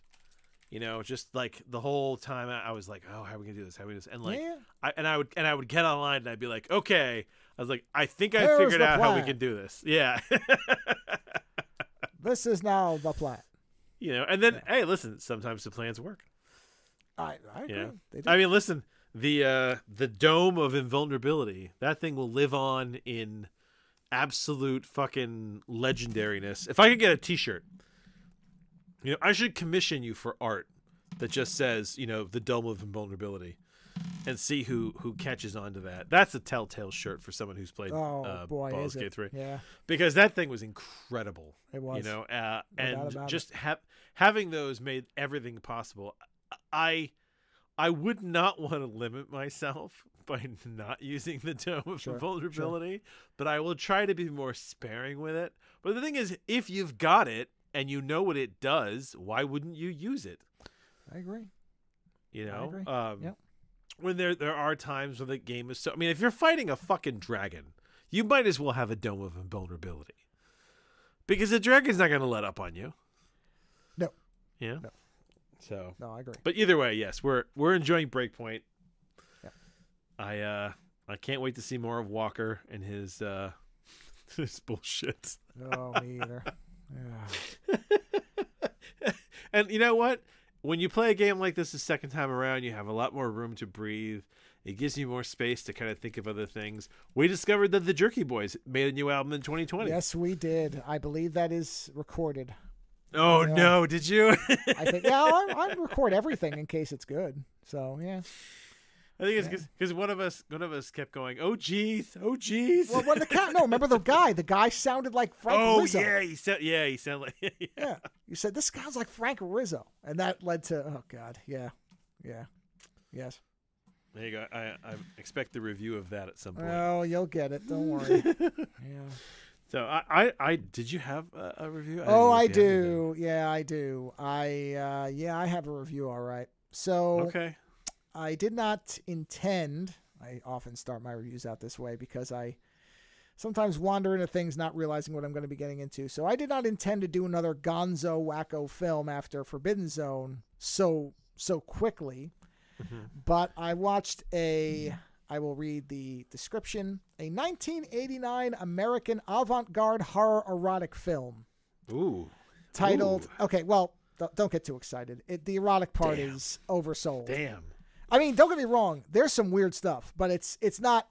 Okay, when the movie starts, you will think, okay, this might actually be... Yeah, and that's the thing. Whenever you say, like, horror erotic, my brain thinks, like, Antonio Banderas and Brad Pitt in the Interview with the Vampire. Where, like, well, okay. there's this... Oh, no. This starts out where you might think it's actually going into Caligula territory, which is basically a movie that did feature pornographic acts by porn actors.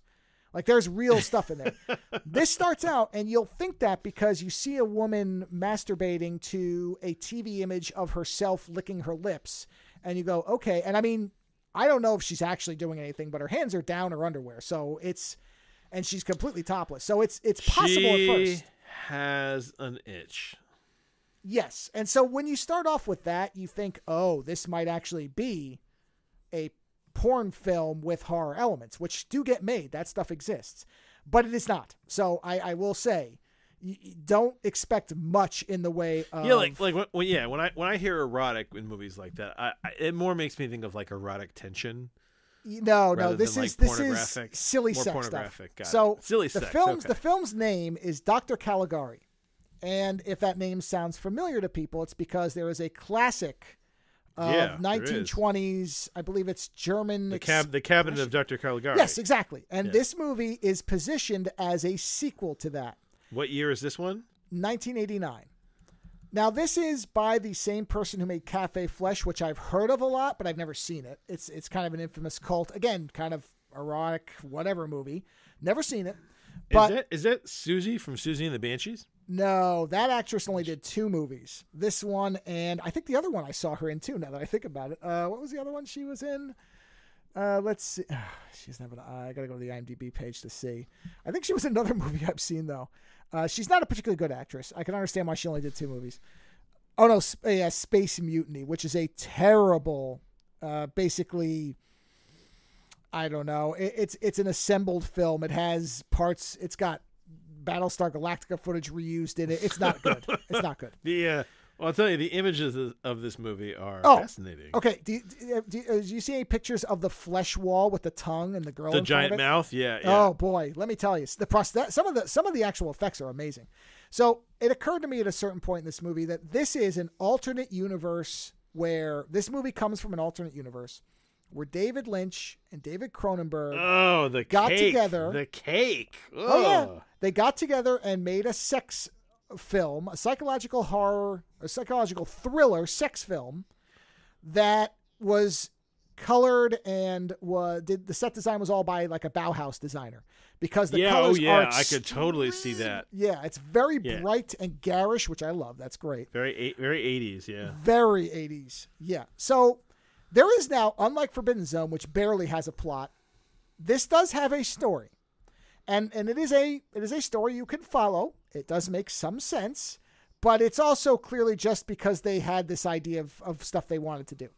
So the movie starts out and we see this woman, and this woman is sitting in front of a television where it's talking about sex and desire and lust and blah, blah, blah. And I'm pretty sure it is her. It's hard to tell because the audio, this just got released on either Blu-ray or 4K, but I watched it on a YouTube channel, and the audio from that, it may just be this bad. It's very hard to understand what the TV is saying, but it's clearly supposed to be salacious and, seductive and whatever, because she's licking her lips and flicking her tongue. Like, it's not subtle what's going on. And the woman eventually responds by, as I said, stripping and then getting herself off in front of the TV. And then we get a phone call from her husband to the Caligari Insane Asylum, which is short letters CIA, which is hysterical. I don't know if that's supposed to be a joke or not. And this is the conversation between the husband, whose name is it's something Van Houten. I don't remember what it is. I think it's Lester. There it is. Lester Van Houten. And the titular Dr. Caligari, who is the Susie and the Banshee-looking woman on the cover. So I will play that exchange right here. CIA. That you, Dr. Caligari? This is Les Van Houten. We got to talk about the missus. Of course, Mr. Van Houten. How can I be of service? She's slipping again. Ah, I was afraid there might be another episode. But this time it's worse. She's worked herself into a complete frenzy. She's got to be sedated. Mr. Van Houten, if you want your wife to rediscover pleasure, you've got to learn to just say yes. But last time she almost didn't survive. And the scandal, I can't deal with another episode like that. Perhaps I should prescribe a sedative for you. Now, just hold on, sister. He thinks I'm dirt. Meanwhile, one look at me and all the tiki boys get drooly. Want to touch Buster? Wait, I can hear her. I swear I can feel her heat from the next room. Get a grip. Try and remember. How many times she reached her plateau? If you're talking about orgasms, I ran out of fingers. Clitoral vag. I don't know. Single or multiple? I don't know. Damn it, I'm in a situation here. It's important. Did she have more than one orgasm, or did she just have one? I said I don't know. I know I'm not alone. They pick my bones. They sniff their fingers. They howl. For God's sake, she's raving. You got me into this, doctor. They plant things in my Louis Vuitton valise. While you sleep, they inject things. The libido patrol, regulating, you only think you sleep. Yeah, so you can already tell what this is. So this is the setup, which is this woman. This is a ridiculous movie. Oh yeah, I mean, and that woman speaking, you can see why she didn't do a lot of films. This is the level of acting. She is never very smooth in her delivery. But essentially, I assume they never say. But you know what? But she looks like a God. She looks great. She's the Duran. The Duran Duran album cover. Yeah, the Rio woman. Oh yeah. Yeah. What's the artist's name? Hold on, it's behind me. Hold on. It's Nagel. Peter. I think it's Peter or David Nagel. Nagel. Yeah, Nagel. She looks like a Nagel model. Right. Yeah. Oh yeah. No. Her look is fantastic. Like clearly, she was cast for looks, not for acting. Very clear. So I assume he's supposed to be a senator or something. They never really tell you, but the fact that he's so concerned about scandal and all that stuff makes me think he was supposed to be, and maybe they just forgot to write a scene where they said that he's a public figure or whatever. Or something, who knows? But essentially, she's a nymphomaniac, and so Dr. Caligari says, all right, you have to commit her to my institution, and I will treat her. And I'm like, okay. So at this point, I'm like, okay, what is this going to be? Is this just going to be, lesbian nympho house party 4 or what? What are we in for here? But it actually is not. Like I said, after that initial couple of scenes, it really never gets back to anything like that, or at least that far into it. And so then we cut into the actual institute, where the head of the institute's name is, what's that guy's name? Dr. Avil, A-V-O-L, so like Anvil without the N. So Dr. Avil, who has a daughter and son-in-law who are also psychiatrists or psychologists or whatever they are at this thing, who are very concerned about Dr. Caligari because she's doing human experimentation and they're not happy about it. And some of this cannot possibly be conveyed in either the sound clips or my description, but they have this way of speaking where it's almost as if they're of one mind, and they're doing this very voguish kind of movement where it's very, I mean, Dr. Caligari's always got her arm up with the cigarette like she's posing.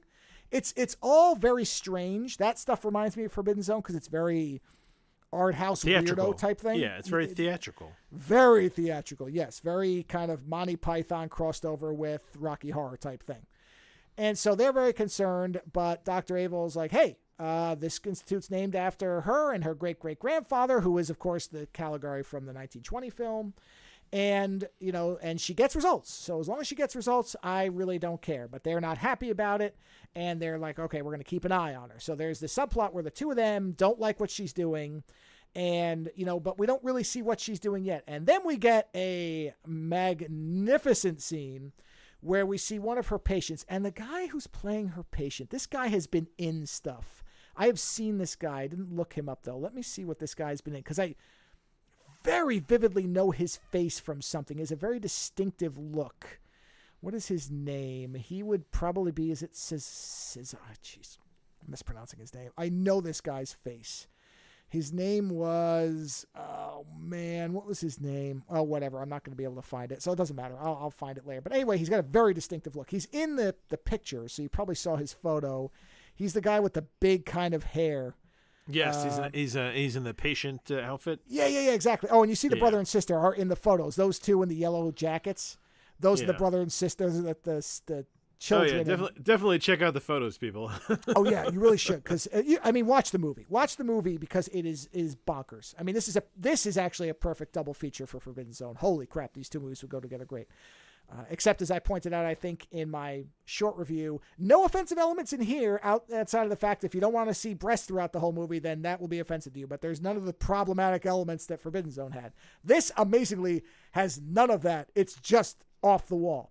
So they're, as I said, watching Caligari, and then we get the scene with that patient, the guy with the big hair, and we get an explanation of what his deal is and what her treatment is. And this might be one of the best clips I've ever played in terms of raw insanity. So let me just play it with no further setup. The diagnosis, acute dissociative. Recommend electroconvulsion therapy. ECT, my favorite 3 letters in the alphabet. E-T. You enjoy shock therapy. I like the tingle. Juice me, I'm a shiver boy. I got secret needles in my pokey globe. You've implanted needles in your buttocks? Pins and needle. The shiny kind.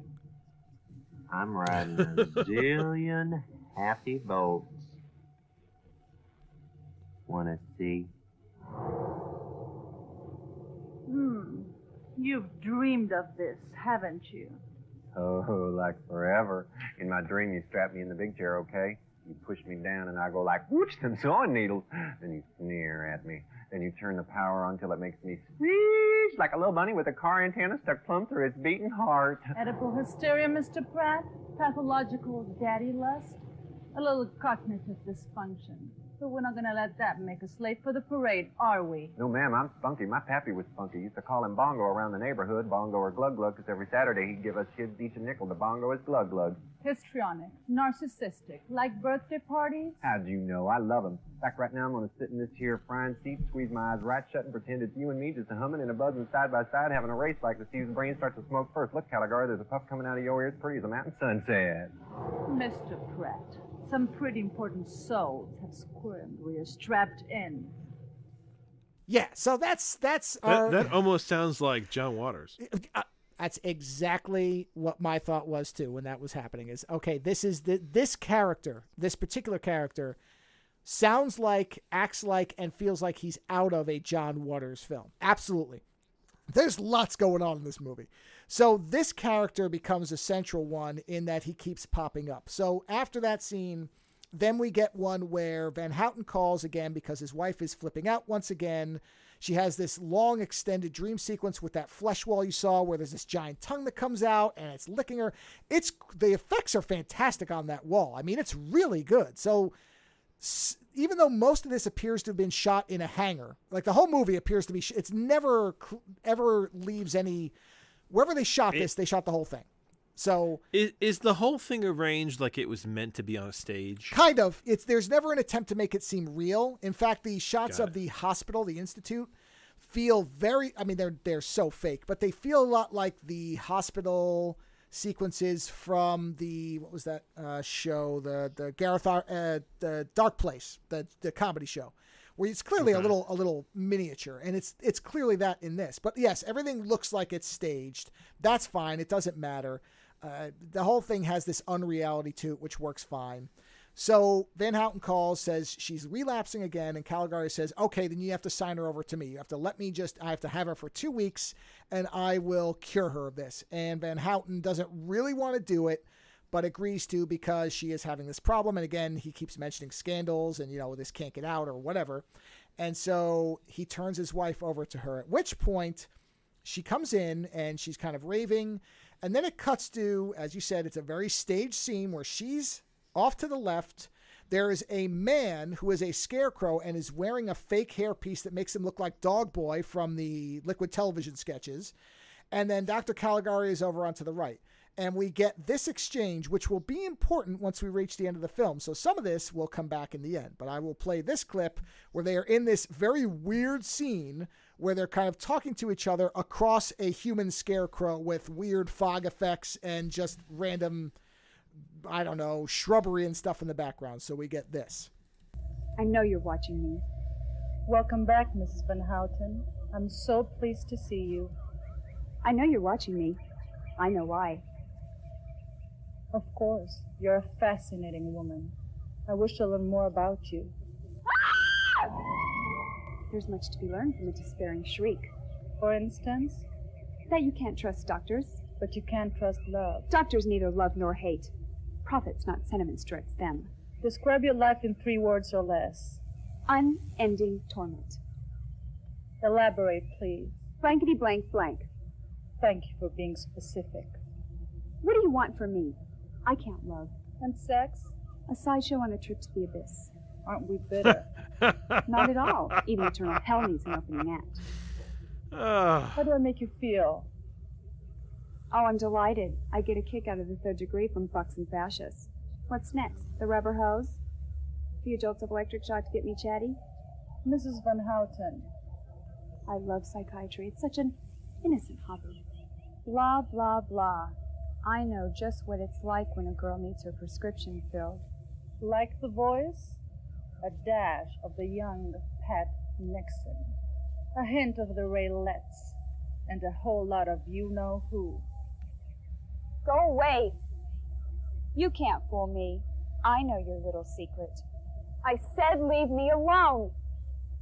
Funny thing about desire. If it's not crude, it's not pure. Now, I should stress, I have done no editing on these clips. This is how they're speaking with the and these are often uncut. I mean, this isn't that they're jumping around all the time. It's just the way they're talking. That line, the sideshow on the way to the abyss. Yeah.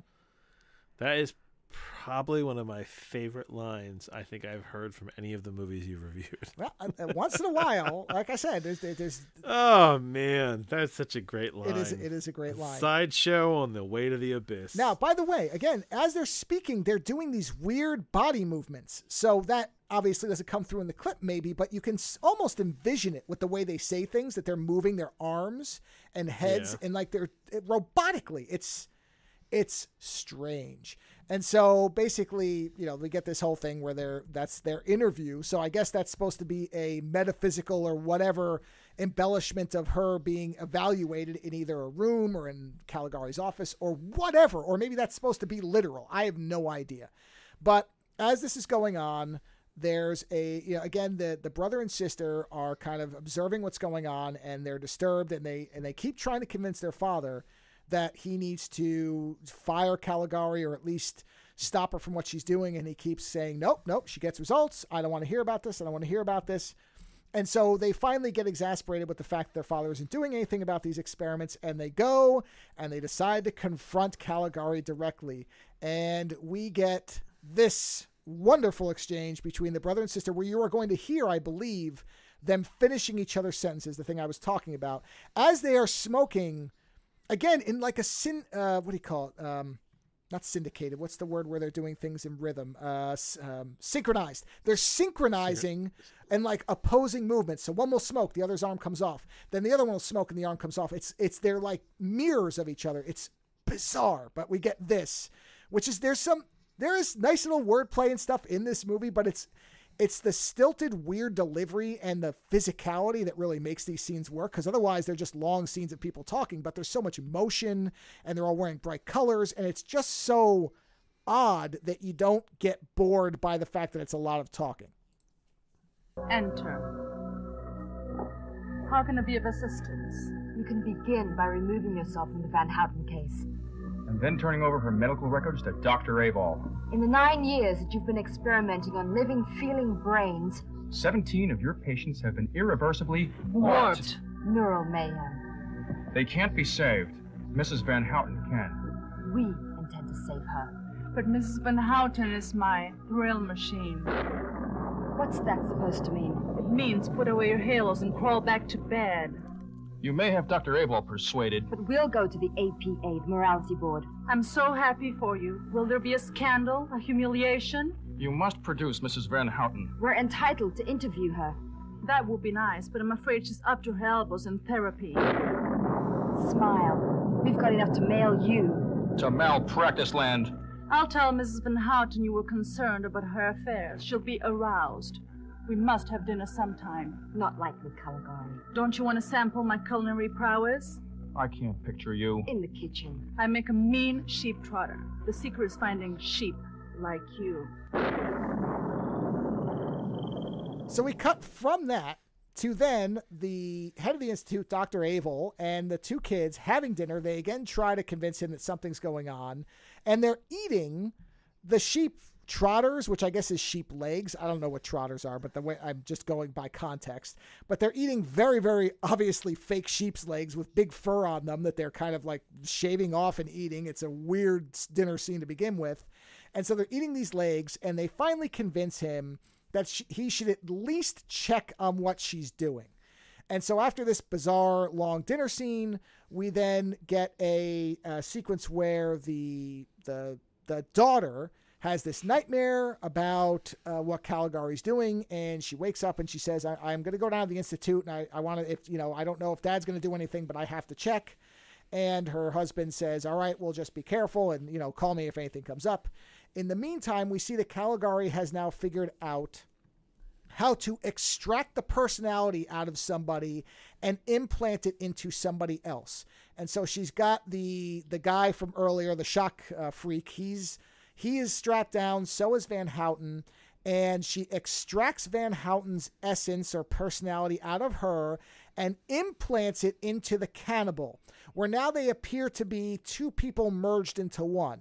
So this person, the male body, has the personality of both the cannibal and a nymphomaniac. So he's now a nymphomaniac cannibal.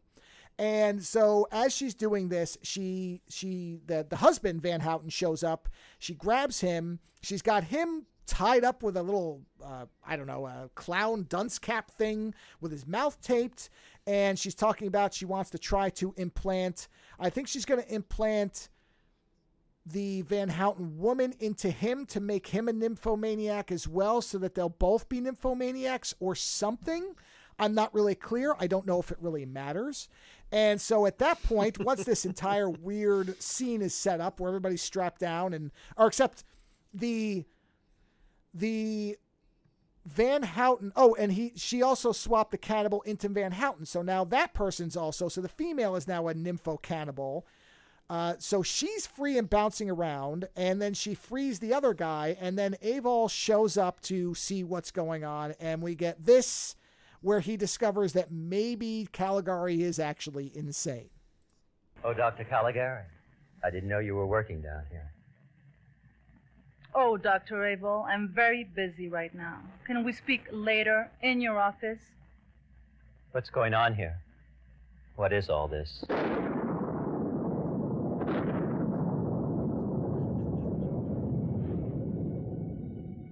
This, Dr. Abel, is the neurological event of the decade. Hypothalamus interfacing. The melding of two psyches with a single glandular squirt. Commingling bodily fluids. And Mr. Pratt, Mrs. Van Houten, they've okayed this? Petty concerns. It's typical when brain history's in the making.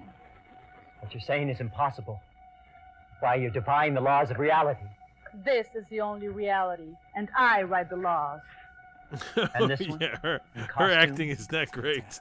He plays an important role. Psychodrama is a subtle art. He wants to speak. Let him. My dear Dr. Abel, it's best if we meet later when... Remove the bandage, please. Anything for a colleague. Again, I didn't cut any of this. This is the way they speak and the pauses or lack of pauses that they're doing. So she takes the tape off of Houghton's mouth.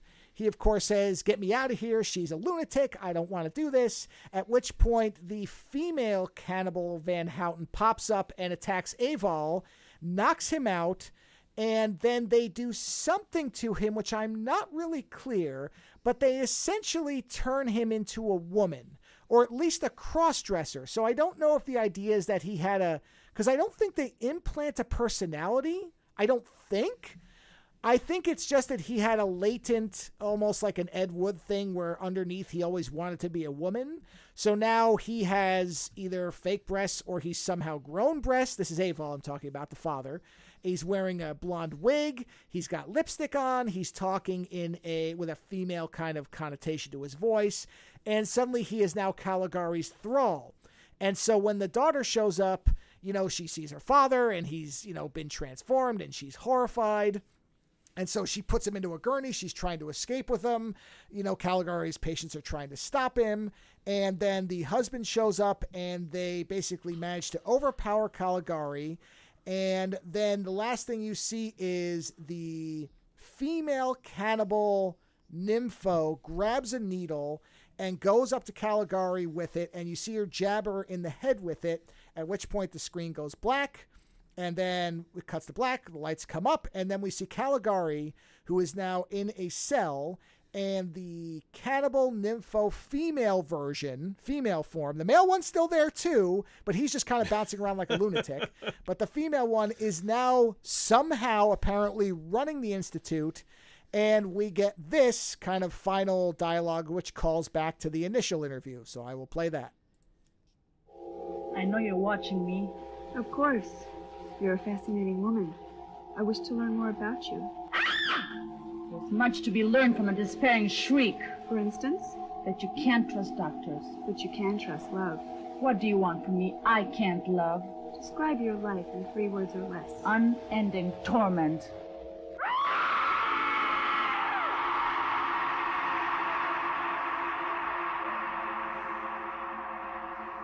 And that's the end of the movie. So... Okay.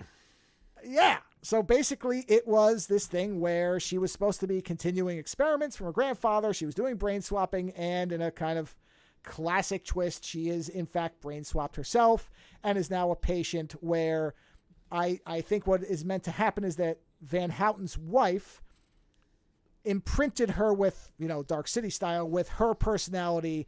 And so now she is a miserable nymphomaniac in a insane asylum, and the nymphomaniac cannibal is now running the asylum somehow, and the brother and sister are nowhere to be found, nor the father. So I don't really know what happened to them, nor does it seem to matter. And that's the movie. So it's a lot of weirdness. It is, as I said, an alternate reality Lynch-Cronenberg collaboration with a dash of John Waters thrown in the acting department. It's a blast. It's not a good movie. It's not particularly structured with any type of logic, but that's not really why you're watching it. You're watching it for whatever it is. And in that way, it does deliver a unique experience. It is considered a midnight movie cult classic. I can see why. And it is entertaining, but it is really just, it's very close to Forbidden Zone in terms of they just wanted to do certain scenes. They didn't really care if it looked real. They were not worried about acting. Obviously, the script was not... She's definitely not good, but she's got the look. Oh, yes, she has the look, the movements. Yeah.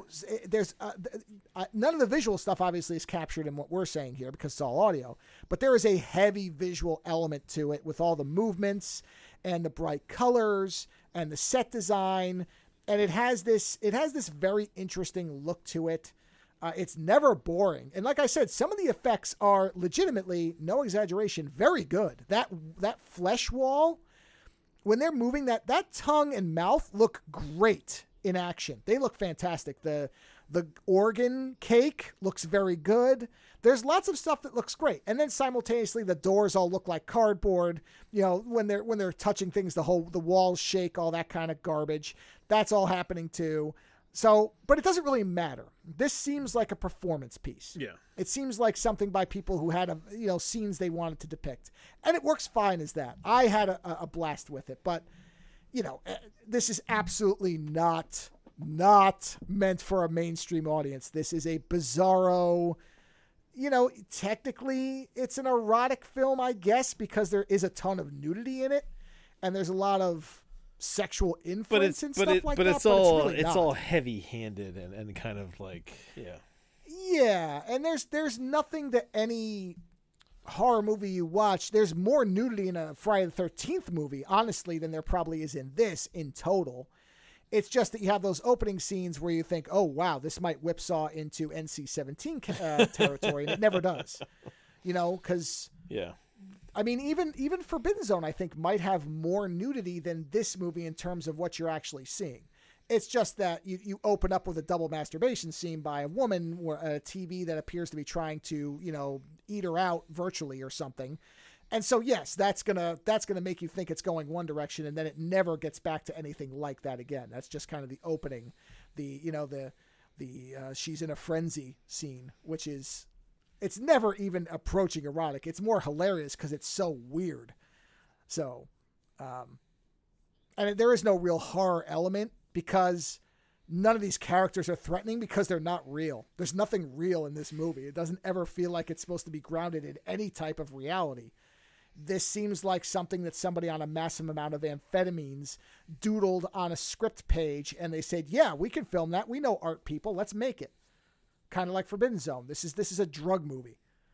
People were under the influence of a lot of stuff probably at once, and they thought that it would be a blast to make this movie, and they did. But as that, it is fun. It is memorable. You got a line out of it right away. A sideshow on the way to the abyss. There's that. I will say that is some good writing. That is some good writing. But yeah, this is the type of movie that you put on when you just want to have a good 90 minutes, worth of bizarrety. And that's what it is. It's nothing more than that. It's nothing less than that. And the visuals are, it's funny because I went from Forbidden Zone, which was black and white, to this, which is in high intensity color, to the point where at first, I think they just filmed it with all this color the way it was. Because at first I thought it was artificially colored. It's so vibrant and bright that I thought it might be like after the fact coloring where they do like the post coloring on it. But I don't think so. I think they just did the makeup and had the lighting in such a way because a lot of it looks too realistic. So either they did it really well, which is possible, or they really did just film this in a way to emphasize color as much as possible. So in that way, I really like it. I mean, the visuals are very striking. I actually do legitimately like the arm movements and everything. It has this choreography to it, which is clearly deliberate. And so if without the colors and the weird movements, I mean, there's parts where they're talking to each other and then they face the camera and say lines and then face each other and talk and then face the camera. So they're doing specific things. And that makes it a little bit better than if this was just a straight movie, where if there was normal colors, normal acting, it would not, it would be boring. You'd lose interest halfway through. Theatrically over stylized, it would be just a bad movie. Yes. And the bad acting feeds into that. That main actress being as stilted as she is, it almost makes it intentional, as if she's supposed to be otherworldly.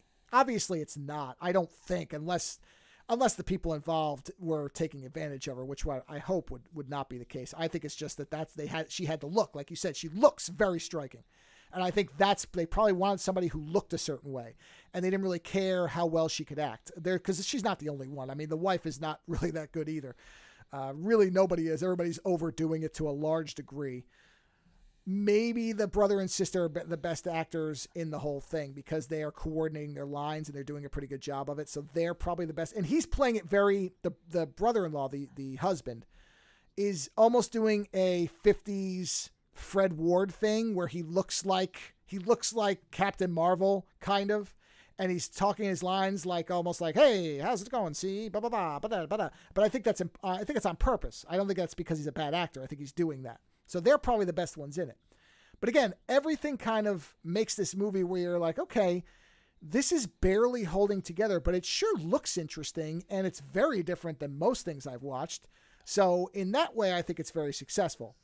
Some people I could see watching this a lot as something to kind of just probably get high and watch. I could easily see that as for some people, this is a drug. Literally, they do drugs and watch this movie. Or as doing like midnight movie screenings with friends, you know, where you get a couple movies. Forbidden Zone, this, a John Waters film, as you said, and you just run them on a weekend and you're just having a blast with people. This is definitely one of those kind of movies. As far as a straightforward movie, no, this is not a straightforward movie. This is for the right audience. I would say if you watch the trailer and it looks interesting, you will enjoy it. If you watch it and you go, I don't know, then don't bother.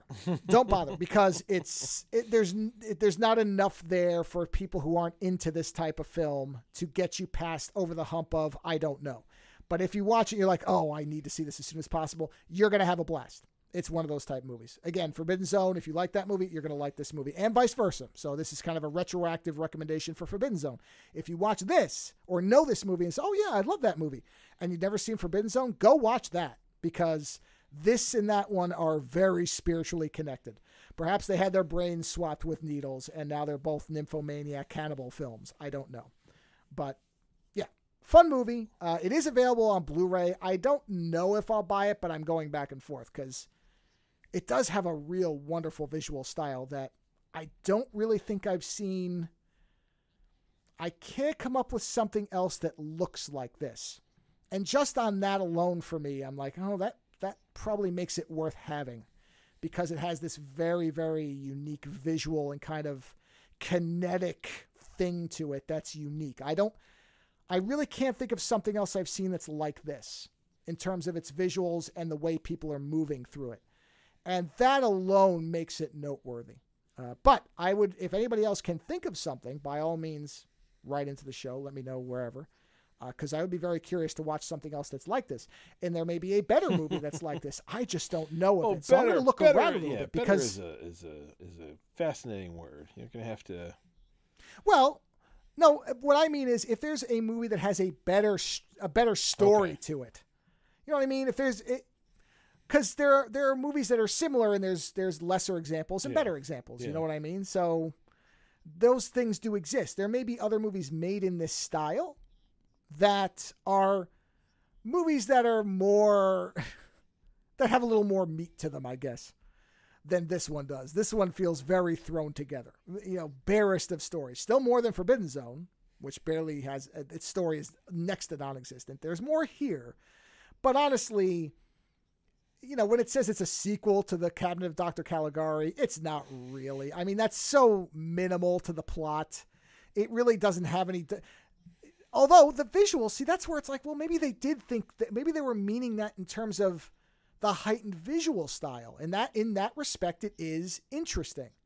So if that's what the real intent was, as opposed to the narrative, which does also seem to be fun, because she says, my great-grandfather was, you know, the Dr. Caligari. So they are putting that in the narrative as well. In the narrative sense, it feels like a joke that they even attempted it. In the visual sense, as a 80s interpretation of a very stylistic method of filmmaking, yes, that is defensible. I can see that. And that's why I'm curious if there's anything else like this visually. I will look around because I am now legitimately curious about it, because it is a mesmerizing film in terms of its look.